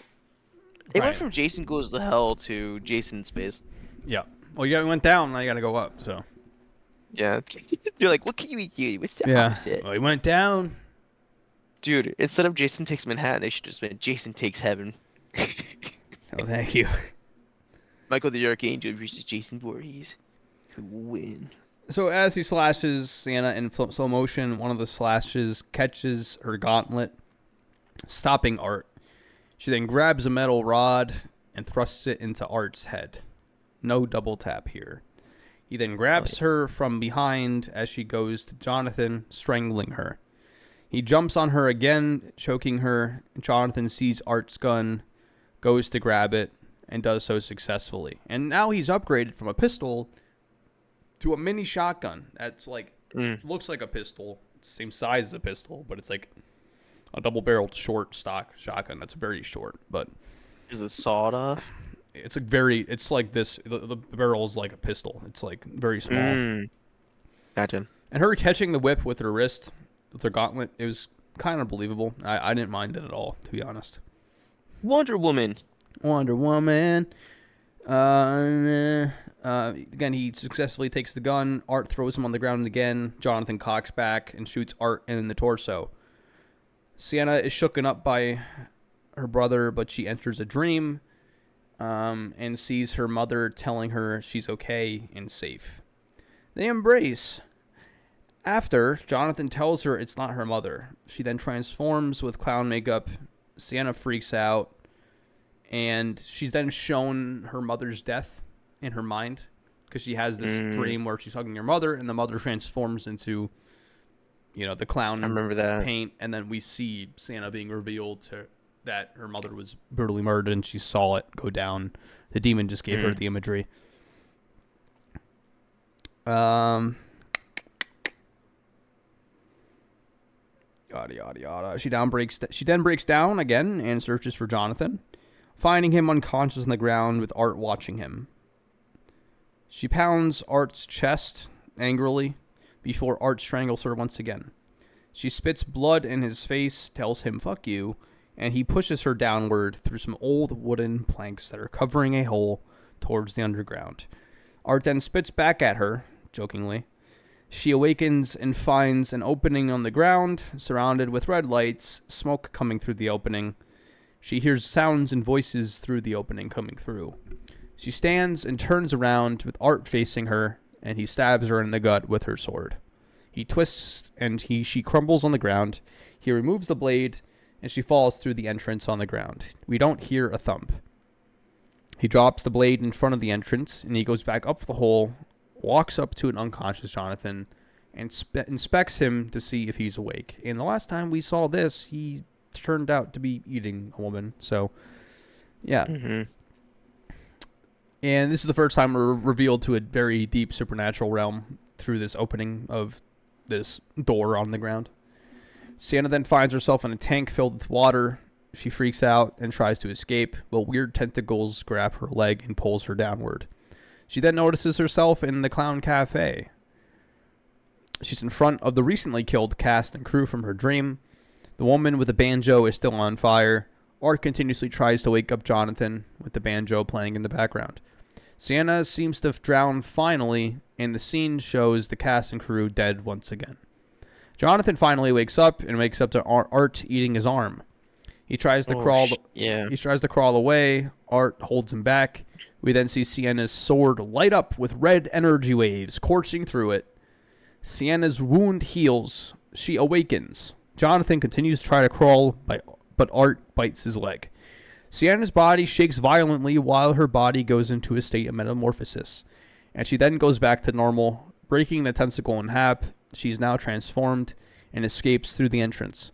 Art continuously starts to chomp on his leg until Sienna stabs Art in the back with her blade, slashes his neck twice while looking like a badass, and then slitting Art's throat. She stands in front of him. They look at each other, Art showing a face of hate and then a smile as she raises the blade. Art sticks his neck out for her to chop it off, and she chops his head off with a few strokes. His decapitated head is still left with a smile. She runs over to her brother. They embrace, tells him that it's over. The young girl then appears, looking angry. She walks over to inspect Art's body, grabs his head, looks into it. Her eyes then grow yellow, then fade back to normal. She cradles Art's head and walks up and away out of the room. Sienna and Jonathan embrace once again, tears rolling from their eyes, fade to black. You think it's over, but we get a mid-credit scene. We find ourselves at the Miles County Psychiatric Hospital. We see inside Victoria's room. She's puking. Chris Jericho makes an appearance watching a Fuck horror yeah. movie. Victoria is seen walking around her room, blood dripping on the floor, coming from her privates. She begins to write on the walls. Jericho continues to chat with the nurse. Victoria has written cuss words on the walls with her blood, and then we see that she is pregnant, and a heart is on the wall with Victoria plus art written inside. She goes into labor as blood spurts everywhere. She pulls out the umbilical cord, and we get a final shot of her face. Jericho and the nurse are still vibing out. Jericho eats his wife's homemade Jello that is shaped in eyes and ears. It's a Halloween Jello. The nurse hums a song. Jericho asks what the song is, and the nurse states that she doesn't know what the song is, but Victoria is singing it all day. It is the song that we hear from the cafe, the clown cafe. Jericho looks curious. The nurse hears Victoria singing again, her speaking obscenities, laughing, and looks inside of her room. It looks like she's eating her baby. The nurse opens the door, and we see Victoria looking up at the nurse, revealing Art's head in her hands. She was licking his head clean. Art's head smiles, and so does Vicky. They both laugh, and Victoria's one and only eye glows yellow. Her face looks creepy here, and we cut to black. The credits roll with the Clown Cafe theme song playing in the background. This is a great...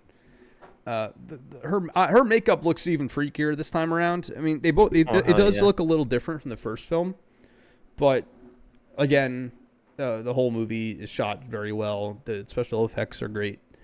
Besides that one time. But man, that's the movie, and like I said, this is going to be a long review, but we could talk about how we feel in totality, because like I said, I mean, as a sequel, it works. Whether you like the supernatural route is totally up to you, and the reason why I understand why people don't like it is kind of because it's kind of vague. Like, we're given this backstory about Sienna and Jonathan's father, and he knew something was going to happen, and we don't really fully know how he dies, but we know he got drunk and hit a pole and electrocuted himself. Some allege that it's suicide, but he obviously knew something was going on with this clown. Maybe he witnessed the murder of the young girl. We don't know anything about the backstory of how Sienna is connected to this. It could be divine intervention. What this door in the floor was, we don't know fully. Like I said, I should have went into a little bit of a deeper dive into some lore, but I doubt there's enough to give us some real clear-cut answers. But we obviously know it's like a dimension. The third one is supposed to dive deeper into all of that. Okay. 100%. Well, that helps. So maybe that's why it's vague, so that the third one you could be exposed to more. yeah, a lot of the feedback that they got for this film was just like it's very vague, very ambiguous, not a lot of clear like explanation given. Yeah. So for this next one, he really focused on explaining and diving deeper into the world of like Sienna and Jonathan and Art the Clown's backstories and like how everything's connected, especially with that little girl and especially Vicky, like all that stuff they get a deeper dive into from what I've heard. During the resurrection scene for Sienna, when she finally starts glowing and shit and she like fucking comes back, all I heard in my head was the Flash Gordon theme, and he like, oh, savior of the universe, and I was like, ah, yeah. Yeah, because we see her sword glow, and that was some 80s stuff right there. Like I said, there's a lot of stuff in this film that is very 80s-esque. And the filmmaking itself could be reminded of an 80s horror slasher film for sure. Like I said, some of the scenes looked like it was shot right on film. And like I get it.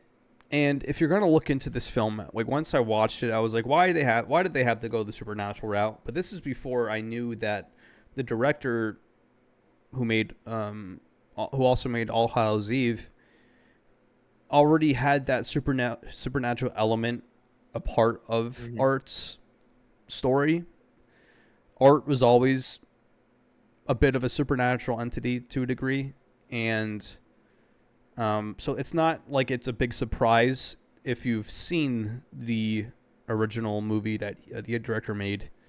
But we know that it's not like it was bound to happen, but we knew it was gonna. It probably could happen because of his previous film. So that's the reason why I'm okay with it.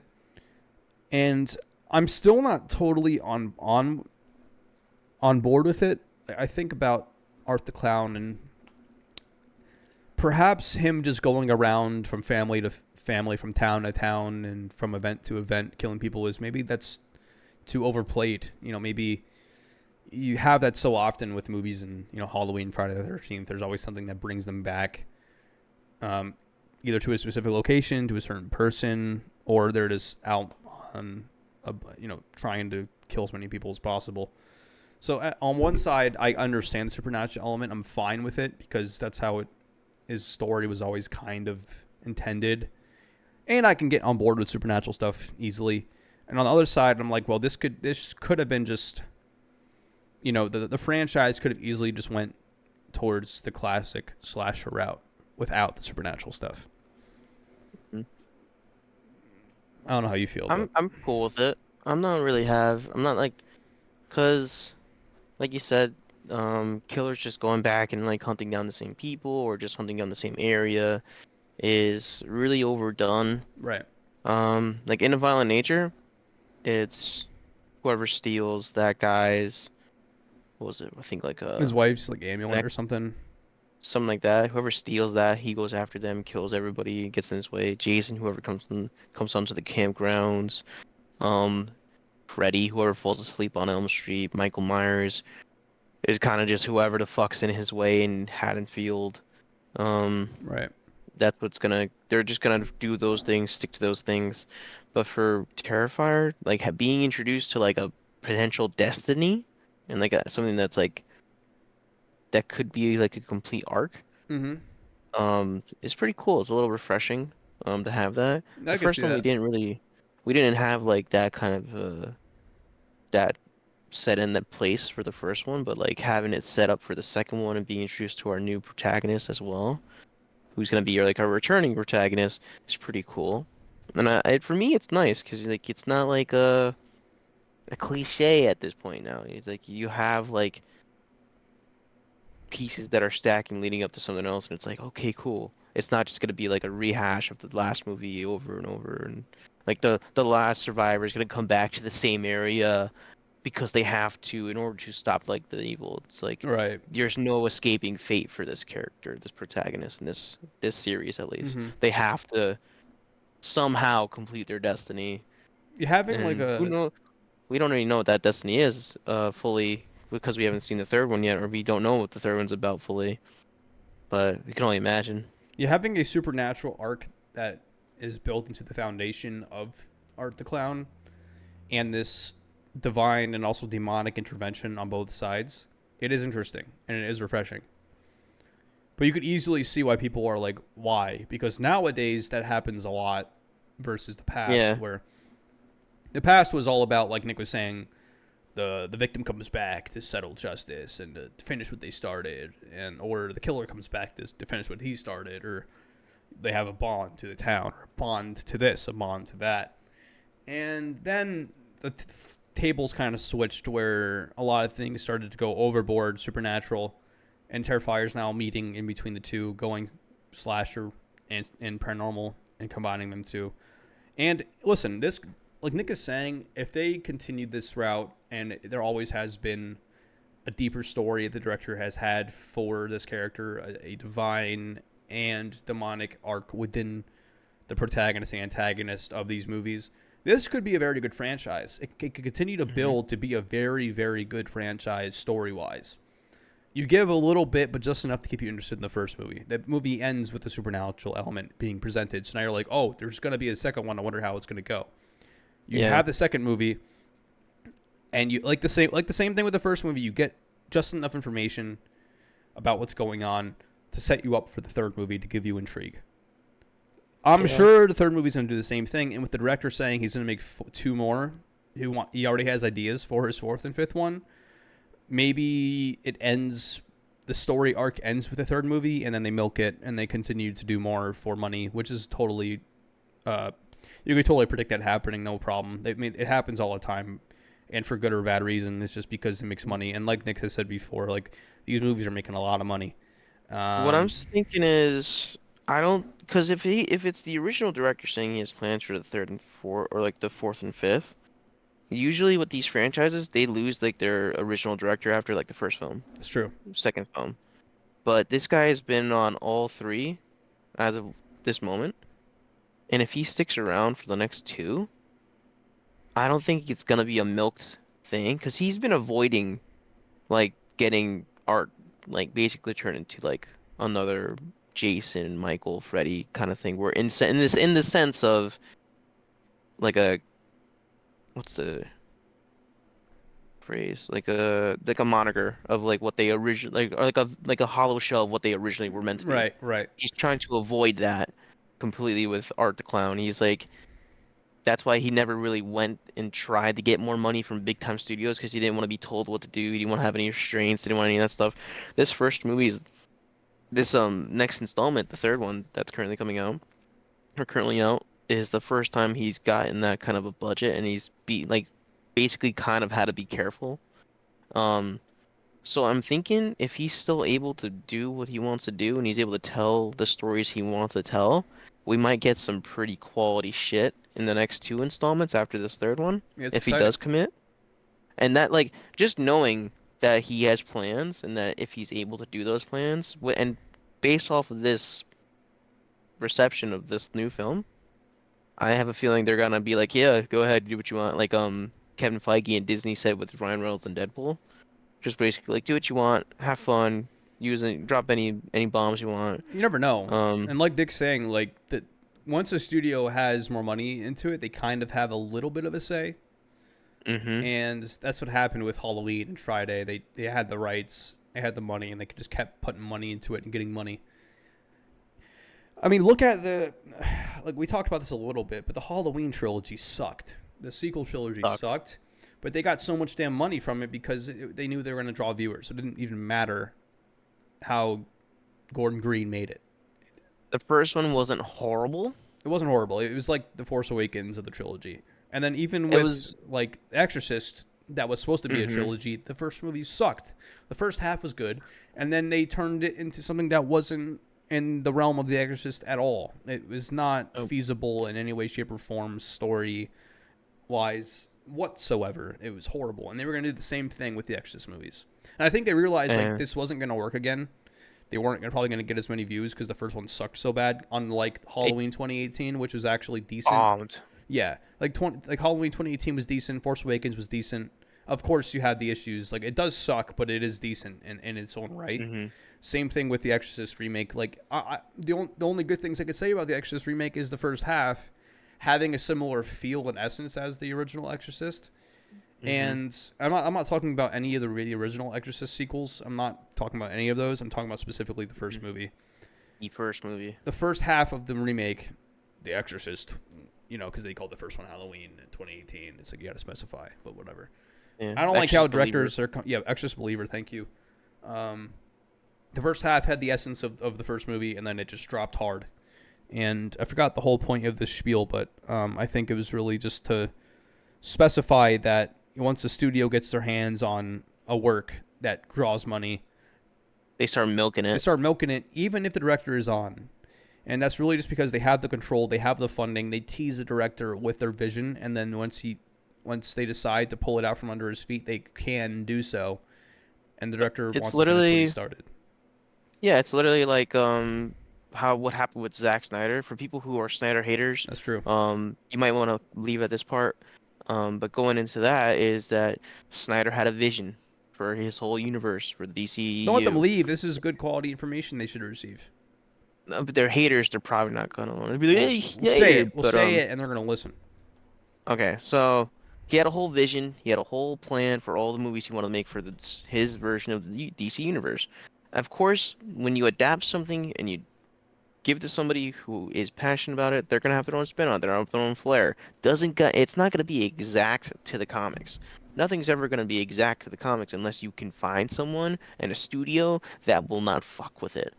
Um, so, I just want to say something real quick. but off of Mm-hmm. that, just to intercede. Please remember what you were going to say.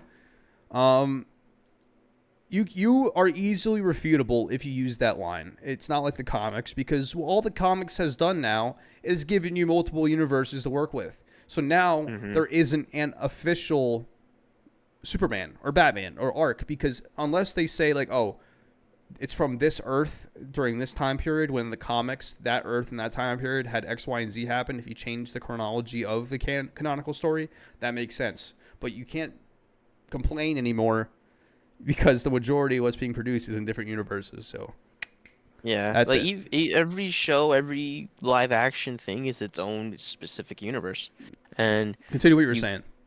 yeah. So this what Jacob said is like every live action version of a show or character is going to be its own universe. And the thing about that is like if you have a director coming in who's adapting stories from comics, they're not going to be able to tell the full fucking origin story, the full fucking like run of that first hero because it's either like back in the 30s or there's a rebirth version of it or there's all these different things. And Zack Snyder from like he made the most money at Warner Brothers with his films in DC, the DCEU. If you check the budget, the box office um, Right. from those movies, but he was so hated on, so like poorly received by um, comic book purists who think they know characters, in reality they don't. And that's not me being a Snyder fan. Like I could shit on Snyder stuff if I wanted to. I'm open to it as well. Yeah. Okay. I couldn't hear you for a second. Uh, All right, continue. um, Comic book theorists, and if they think they know the characters, they don't. Yeah, so comic book theorists, like comic book purists who think they know what the character's about and like the embodiment of the character and what that character stands for. In reality, they don't. And they'll say like, "Oh, the Superman acts like this. He has to act like that. He has to like do these things. He has to do if he's not this, then he's not Superman." And like the whole thing you've seen with Henry Cavill not being a Superman because he acted a certain way, it's just Zack Snyder humanized a lot of the characters to make them more relatable. He grounded them a little bit in our reality, gave him struggles because nobody's perfect, nobody lives a perfect life. And in the comics, you see that all the time. But basically, what I'm saying is that if you're a director and you have a vision and you are not being perceived well by the masses, and the studio sees that, they will pull the carpet from underneath you, like Jacob said. They fired Zack Snyder from his own movie, replaced him with a director who they thought could give them what they wanted. After his That daughter movie committed did suicide. after his daughter committed suicide. And that director, not only was he horrible to the casting crew, he gave some of the worst set experiences ever. And he also turned the film into an MCU-ified version of the film, which did horribly in the box office. And every film since then I believe, has done horribly as well. Um, And Nick's a Marvel guy, and also a DC guy. Like Batman's his favorite, but he's always, I mean, in my life experience, Nick has always been a big Marvel guy. And for him to say that it was a bad idea to Marvelize a DC movie makes complete sense, because if you know anything about both universes, DC is not Marvel at all, mm-mm, and Marvel is not mm-mm, DC at all. They have a completely different vibe, completely different character development. In Marvel, man become gods, and in DC, gods become men. Essentially, that's like kind of exactly. the surrounding theme. Um, and you can't have a DC movie feel like a Marvel movie. I'm sorry, but you can't. And I think the only way in which that did work was Shazam, but that's only Yep. because it was a literal child Who who became a becomes a superhero? superhero. Yeah, so continue what you were saying. It wasn't a god who became a man than that storyline. Yeah, But yeah, continue what you were saying. Yeah.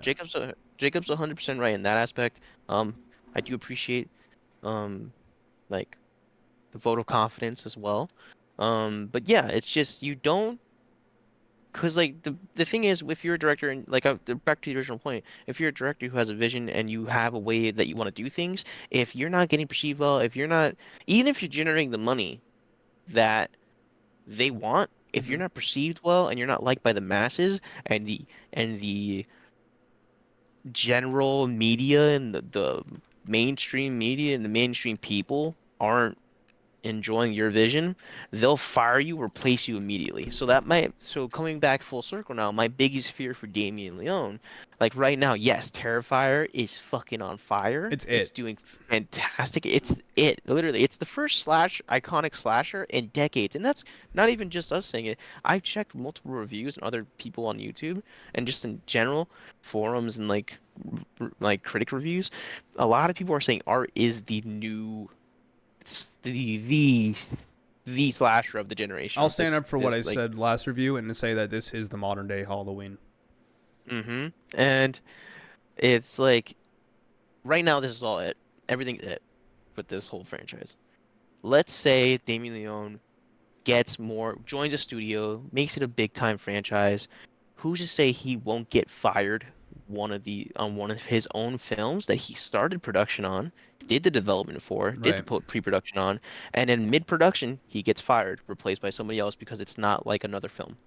That is one of the biggest things that could go wrong for him if he decides to be like And the start franchise. doing films like and for the franchise if he starts doing things that way. So I do not blame him. I do not shame him for not wanting to become a big budget filmmaker in that sense. Like this is the biggest budget film he's worked on. It's doing fucking phenomenal, but that's gonna draw more eyes and more people to the table who want to make more money in their Yeah, I mean, studios. Spirit Halloween already has a line of Terrifier 3 clothes going on, and the actor who played Art went to a Spirit Halloween in costume to advertise the movie.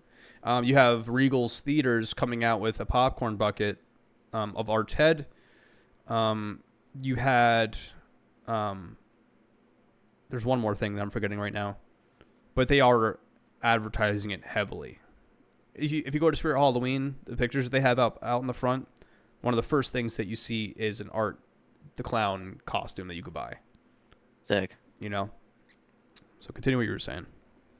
Um, but yeah, the essentially the main point is Hollywood is not safe.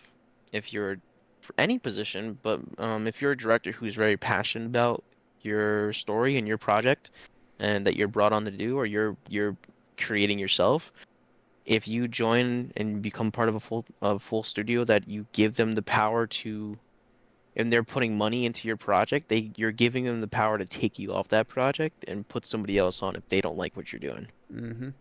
And aside from in contrast to that, Todd Phillips, I think who did the Joker, the first one, when he did the second one,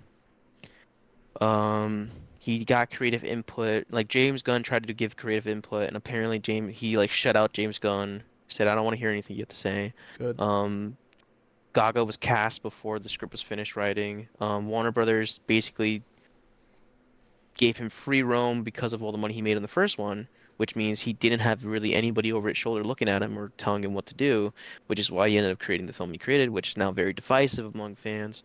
Um, Jacob liked it. I haven't seen it yet. We're gonna get into that when Oh, the, I can't the wait to review talk comes up. about it. We're gonna talk about it in depth. But yeah, All I'll say is I support the director. That's all I'll say. okay. But yeah, I am fully 100% on Damien Leone's side of things if it does come down to him trying to not become a big studio director. If he sticks with just what he's doing right now, he has his own production company, his own stuff. That could blow up to become bigger than Blumhouse possibly, or equal to Blumhouse. Blumhouse sucks now. Blumhouse has shit the bed a lot lately, but yeah, just be careful if you're an upcoming director and you think, oh, this studio wants to invest in my project. No, they could fire you from your project, replace you with somebody who they think's more qualified, more better, and you'll be watching from the silence as your baby is fucking brutalized. Yeah, I mean, take it from I mean, Damien Leone. If you want a a good example of what you can do with low budget films, this is the guy to look towards. Even if you don't like horror, you could not mm-hmm, like horror and take a look at what his first movie looked like. It didn't look that great. You take a look at the actors. The actors weren't that great. But if you're a good director and you have a vision and you have some sort of money that you can put into it, you can make some good stuff. You can make good content. You can make good product. You can make something that's marketable. You can produce something that's going to be that could be implanted into the timeline of cinema forever. You can do it. I mean, the only reason why Terrifier 1 was $35,000 is because they had so much prosthetics and makeup. The guy, Damien, was a special effects artist. He still is. So that's where he put a lot of his money. Not into the cameras, not into the acting. I'm sure he put money into that, no doubt about it. And, the advertising and putting it out into theaters. I mean, I honestly don't even know how it was released the first time around. I have no idea. But it goes to show what you can do with not a lot of money if you have the vision and the commitment. So Nick is 100% correct. Let's keep it moving here because we're almost getting close to 2 hours. I'm going to get into some fun facts, but I don't think, if there's anything else we could kind of go back to, we could definitely get back into it in a second. But I'm going to go through some trivia, and there are some interesting things here. The Terrifier haunted house was filmed in a real haunted house called Fright Factory in Philadelphia, Pennsylvania. The movie was completely independently made production. Going back to the conversation we just had, it was an independently made production. Money was raised through several sources without the aid of a studio, and writer-director Damien Leone created all the special effects himself in order to cut costs, like I was saying before. He was unable to be uncompromising in his depiction of violence and gore because there was no studio making demands or insisting on cuts. And I don't think, even though he was kind of with the studio, I mean, he was in affiliation with this one, with Bloody Disgusting, and with the third one, I'm honestly not too sure, and we'll get into that next week when we do review it. But like Nick and I were saying, this guy he could do whatever he want, and now it's going to be interesting to see where his movies go now that he's getting this much money and he wants better distribution. And I think, honestly, even if he did not go through a production studio, I think he'll do fine no matter what. So we'll see what happens. Lauren Lavera, who played Sienna, she herself is trained in multiple forms of martial arts and did most of her stunts on her own. Which is a fun fact. She did like all her martial arts. She's kind of yeah. But yeah, they did looks like Indiegogo. Mm-hmm. Where else does it say? I'm just seeing Indiegogo right now. Okay. But if you check like the credits on IMDb, it says thanks, like special thanks and thanks. There's so many names. Probably just people who helped fund it and work on it, and that's awesome. Yeah, it's crazy, dude. While originally planned for a limited theatrical release for a single weekend, the movie reached top 10 at the box office on multiple weekends, and its theatrical run lasted well past Halloween. The film domestically grossed over $10 million on a $250,000 budget, a 3,900% return on investment, making it the most profitable film in 2022. It shows that you could have a $10 million movie with under $500,000 of the budget, $250,000 of a budget. Mm-hmm. I mean, those big studios take notes. Yep. I like to repeat this. And go ahead. Sorry. He brought back the same DP and the same colorist from the first one, I believe. Nice. And you can see that their work really shined more in this film due to their increased budget, cameras and technology. They did a much better job. But like I said, like those dark shots, and if there's so much of it that feels like the first movie, but just better. And man, it really shines. I'm going to state this one more time because I mentioned it in the first movie, but I think it's important here. Writer-director Damien Leone has denied any allegations of misogyny that he got after making Terrifier. Raised by women who taught him to love horror movies, he spent a lot of time investing in the character of Sienna for Terrifier 2 because he wants the audience to root for her, not for Art the Clown. However, he also stated the audience often subconsciously identifies with the killer and that it is virtually impossible to create something in the 2020s that doesn't offend anybody, which is very true. That's facts. The fact that he said... he also stated that the audience often subconsciously identifies with the killer. Not really sure how to make up with that. Some people do. They do, yeah. That's why I mean, there is the argument, and maybe we could talk about this in the third review, but there is the argument that horror movies and can inspire people who are messed up in the head to do certain things, and it's not like it hasn't happened. I mean, if you remember Slender, there was two girls who butchered their friend for Slender Man in the woods. Mm-hmm. is a real documentary you can find, and I watched it. So it's not like that's far-fetched or anything, because it's not. The pale little girl's prosthetic teeth were switched from upper to lower and vice versa. They were like switched Mm-hmm. in order to make her look more unsettling. When in full makeup as Vicky, Samantha Scafidi was almost completely blind. There was one small hole in the fake right eye that she could see through during filming. Between shots, this eye could be removed. Stephen King also acknowledged the film on Twitter/X with, quote, Terrifier 2, grossing you out old school. I agree. Stephen King's a weirdo, but this is true. Terrifier 2 began filming in October 2019 and was almost complete before COVID-19 quarantine. So that's very convenient. David Howard Thornton was disgusted when he had to pull the innards out of the bodies of the victims. He said that they were very cold, slimy, and gross. And it goes to show why he probably was sick after what happened in the third movie. And I'm gonna go into the third movie just thinking, like, what scene was it that he was getting sick at? And we'll probably be able to know what it is, like, immediately once we see it.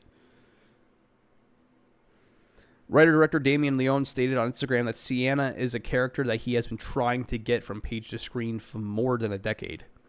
The writer-director says that she is my favorite character I have ever written, and seeing Lauren Lavera breathe life into her has been an absolute dream come true that I will cherish always.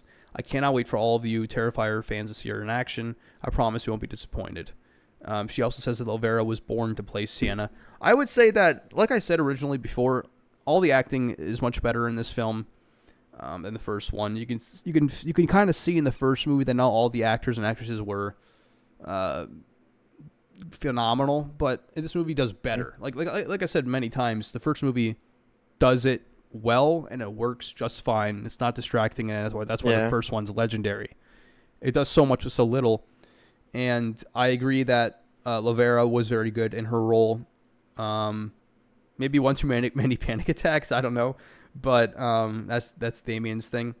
But the brother, he acted fine. The mother, every character acted just fine, and she did breathe life into this character, I would say, for sure. And her performance when she finds out that this is part of her destiny, she doesn't take it and grab it by the horns and be all confident and say one-liners.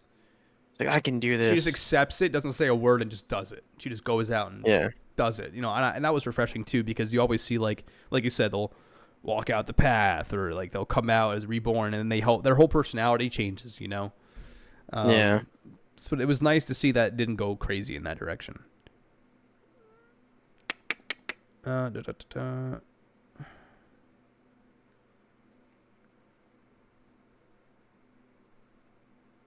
When Brooke's boyfriend Jeff first appears at the Halloween party, he arrives wearing a ghost costume made of a white bedsheet with a pair of glasses.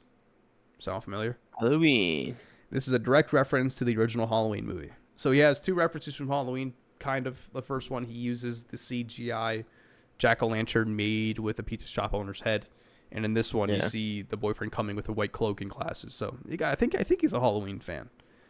A little bit. The trick or treat scene is an homage to the Tiny's Halloween series of short film. Do you know that? Do you know those? Tiny's. Wait, which one? Tiny's Halloween series. It's a short film. Mm-mm. All right, we'll have to look into those. Yada yada yada.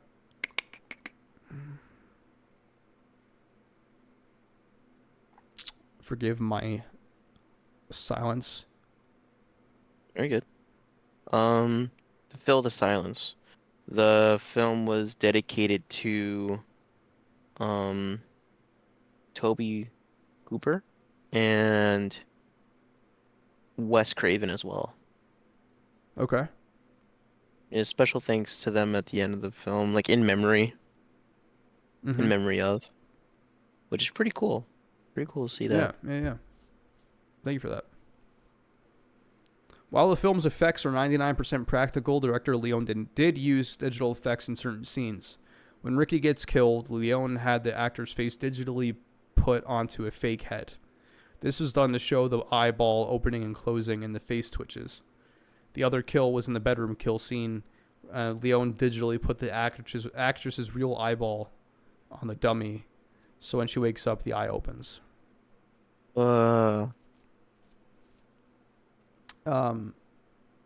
Ricky. I think that was the kill that I said that I talked about in the Halloween shop. I think that's it. I mean, I can't remember. I think you're right. 100%. You're most likely right. Director and special effects creator Damien Leone stated that the most complex kill scene to shoot was the alley kill scene in the bedroom. They were shooting the scene for 2 days when the COVID-19 pandemic hit, and all filming had to be temporarily halted. Leone used that time to redesign the kill and prepare the special effects for when they could resume shooting again. All of the previously shot material was scrapped, and the new scene was shot over 2 weeks. Leone credits Casey Hartnett for relentlessly screaming through the long shoot, which really sold the horror. In the ending scene, where Allie's mother discovers Art mutilating her body, Leone built a life-sized animatronics dummy of her. Damn. The whole room was a built set, while operators used rods under the bed and behind the wall to move the dummy. Kind of reminds me of The Exorcist. And all that behind-the-scenes stuff. He used rubber gloves with tubing in her chest to make her appear to be breathing. When Thornton, who plays Art the Clown, saw the realistic dummy come to life for the first time, he said that it scared him so much that he almost soiled himself. Holy shit. Yeah, it's kind of crazy that this actor who plays Art the Clown is like relentlessly getting sick over these scenes, you know. It's like, hey man, not up, come in. So You're the one doing half the shit. So it's really cool to see that this guy who is a fan of classic horror uses what feels like classic horror elements into the practical effects, and it's really I mean, The Exorcist, you had guys behind the walls that moved the bed and moved Reagan. You had an animatronic for Reagan, and you know, when the head turns all the way around, you know, they do a great job. And honestly, it looked real. The body looked real. I didn't even know this. I'm reading this trivia for the first time right now, and to know that the body was prosthetic, it looked so real. Like great job. Art the Clown was originally going to be seen smoking one of Brooke's cigarettes after he killed her, in a way similar to how people might smoke a cigarette after sex. This was the only reason why Brooke was made to be a smoker. Jeez. But they didn't do it. The acid that Art the Clown took from the morgue and later threw on Brooke's face is known as a super acid and is one of the strongest acids in the world. Coming into direct contact with it could likely kill you. Holy shit. I heard this, actually. Although, as before, Art is silent throughout the film, the scene where he is forcing a door open to get into Jonathan, he can clearly be heard growling or grunting while breaking down the door. I did not remember that part. And there's the scene when he like spit back at Sienna when she falls into the hole. The spitting noise, you could hear a little bit of a voice. It's not a voice, but you could hear his vocal cords doing something. Oh shit. He's making some noises now. He's making some noises. So that's all the trivia I got. Third movie, he says fuck. Drops a hard F-bomb. I almost said hard R. Clip it. Flip it. 10 years from now, this clip's gonna come back. Yep. Well, you heard what he said, right, guys? You heard what he said? He said hard R. So if you guys don't know already, we have a tier list for horror and regular movies.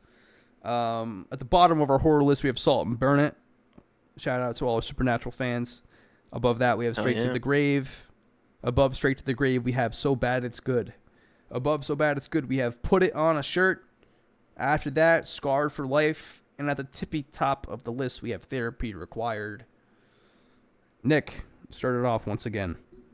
Scarred for Life. Scarred for Life, not Therapy Required. Therapy Required. Right. I was going to say, if you give the first one a Therapy Required, I mean, this has got to get a Therapy Required. This is Therapy Required for sure. Yeah. Even like the face of all of them. probably, and yeah, which is going to be a feat, to say the least. A feat for every single movie of a franchise to be put onto that level. You know, Insane. Everything up there's so many things, not only just the kills and the fact that she was alive when she was thought she'd be dead, and she's getting carved up. Either it's Vicky's face alone, whether it's giving birth to his head, licking it clean. Mm-hmm. um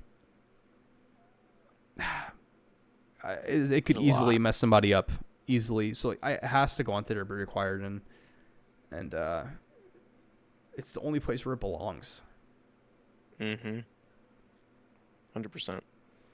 And I guess the last thing is, how many stars do you give it? 4 stars after 5. 4 once again. 4 once again. No budging. Can't change me. I think for right now, I will give it a 4. At first, before this review, is a 3.5, and the only reason why I'm going up a half a star is because I'm starting to see the director's vision more with having a very long, drawn out, teasing story that you have to receive by watching the next movie. In order to Yeah. get more of the story, you have to go through another Art the Clown circus. You have to go through more deaths and more brutality in order to get more answers. The director is forcing you to go through this journey if you want more detail. It's also smart from a money point of view and building and retaining attention through years. I mean, like I said, the first movie is 2016. This is made in 2022. And to have people come back around to want more, and now going to the third movie where it's doing the best it ever has out of both movies, like I said, I was going to give it a 3.5 based off of the vagueness of the supernatural elements. But like we've discussed, it makes sense why he's releasing what he's releasing, the details that he's releasing in the order that they're being released in. And Yeah. like Nick said, it's refreshing to have a slasher film or franchise intertwining the paranormal and the slasher elements in a way that is refreshing and new. Especially in a world that's very saturated by paranormal elements and slashers making a comeback. The supernatural is once again coming into the slasher element, but now it's balanced. Yeah. And it doesn't leave you uninterested. It keeps you interested in art, because art is such a freaking funny slasher. It's brutal, and you barely can take your eyes off the screen when he's doing his thing. Even when he's killing people, the way that the actor executes, the way that he looks, the directing, cinematography, it's really hard to pull away from the screen as brutal as the kills are, because you have to appreciate the film production. You do get a level of desensitization once you watch so many of these films, but also you can't deny good horror movies and good horror production and good practical effects. Like, you can't deny what this director is doing. You can't deny what these films are doing, and it's rejuvenating a life that was seemingly forgotten and only remembered through media, and it is coming back.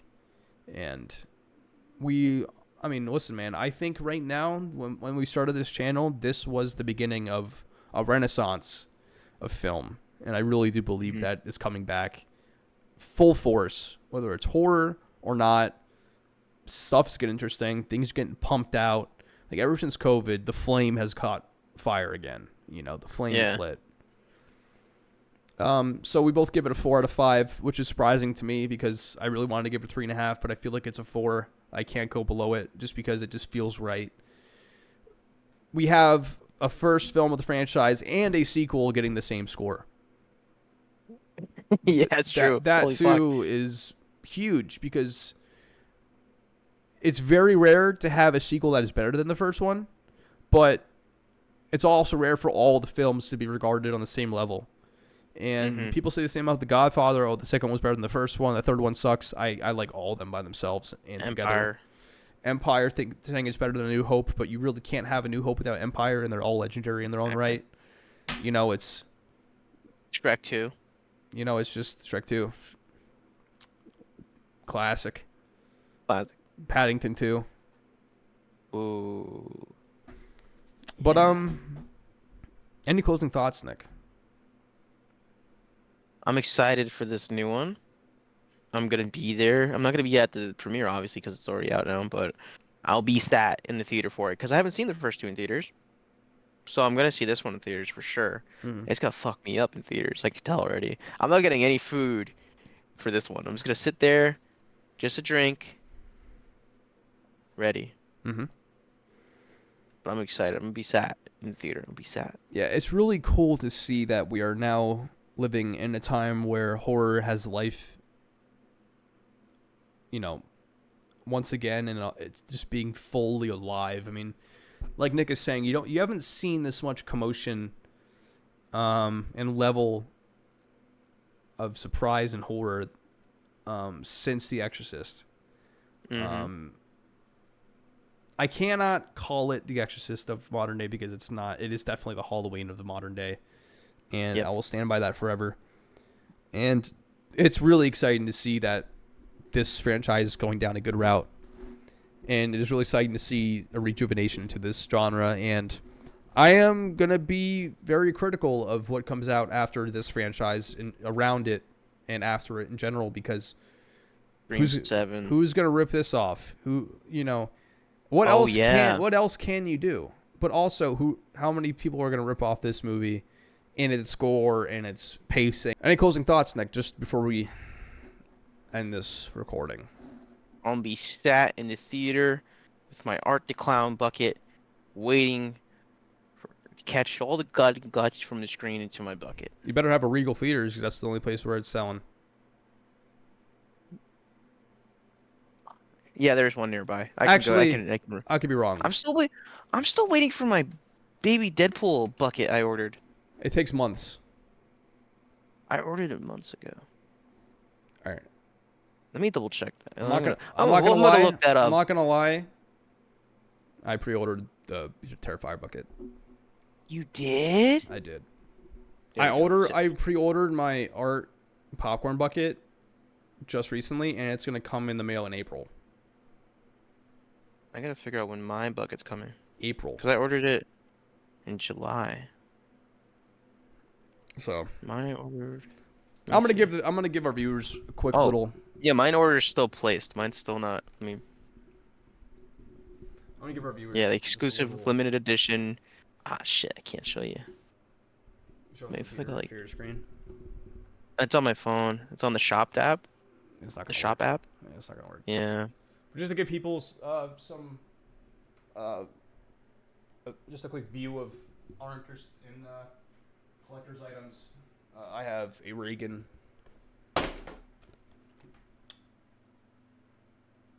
You got the Vegan? So happy you didn't see that.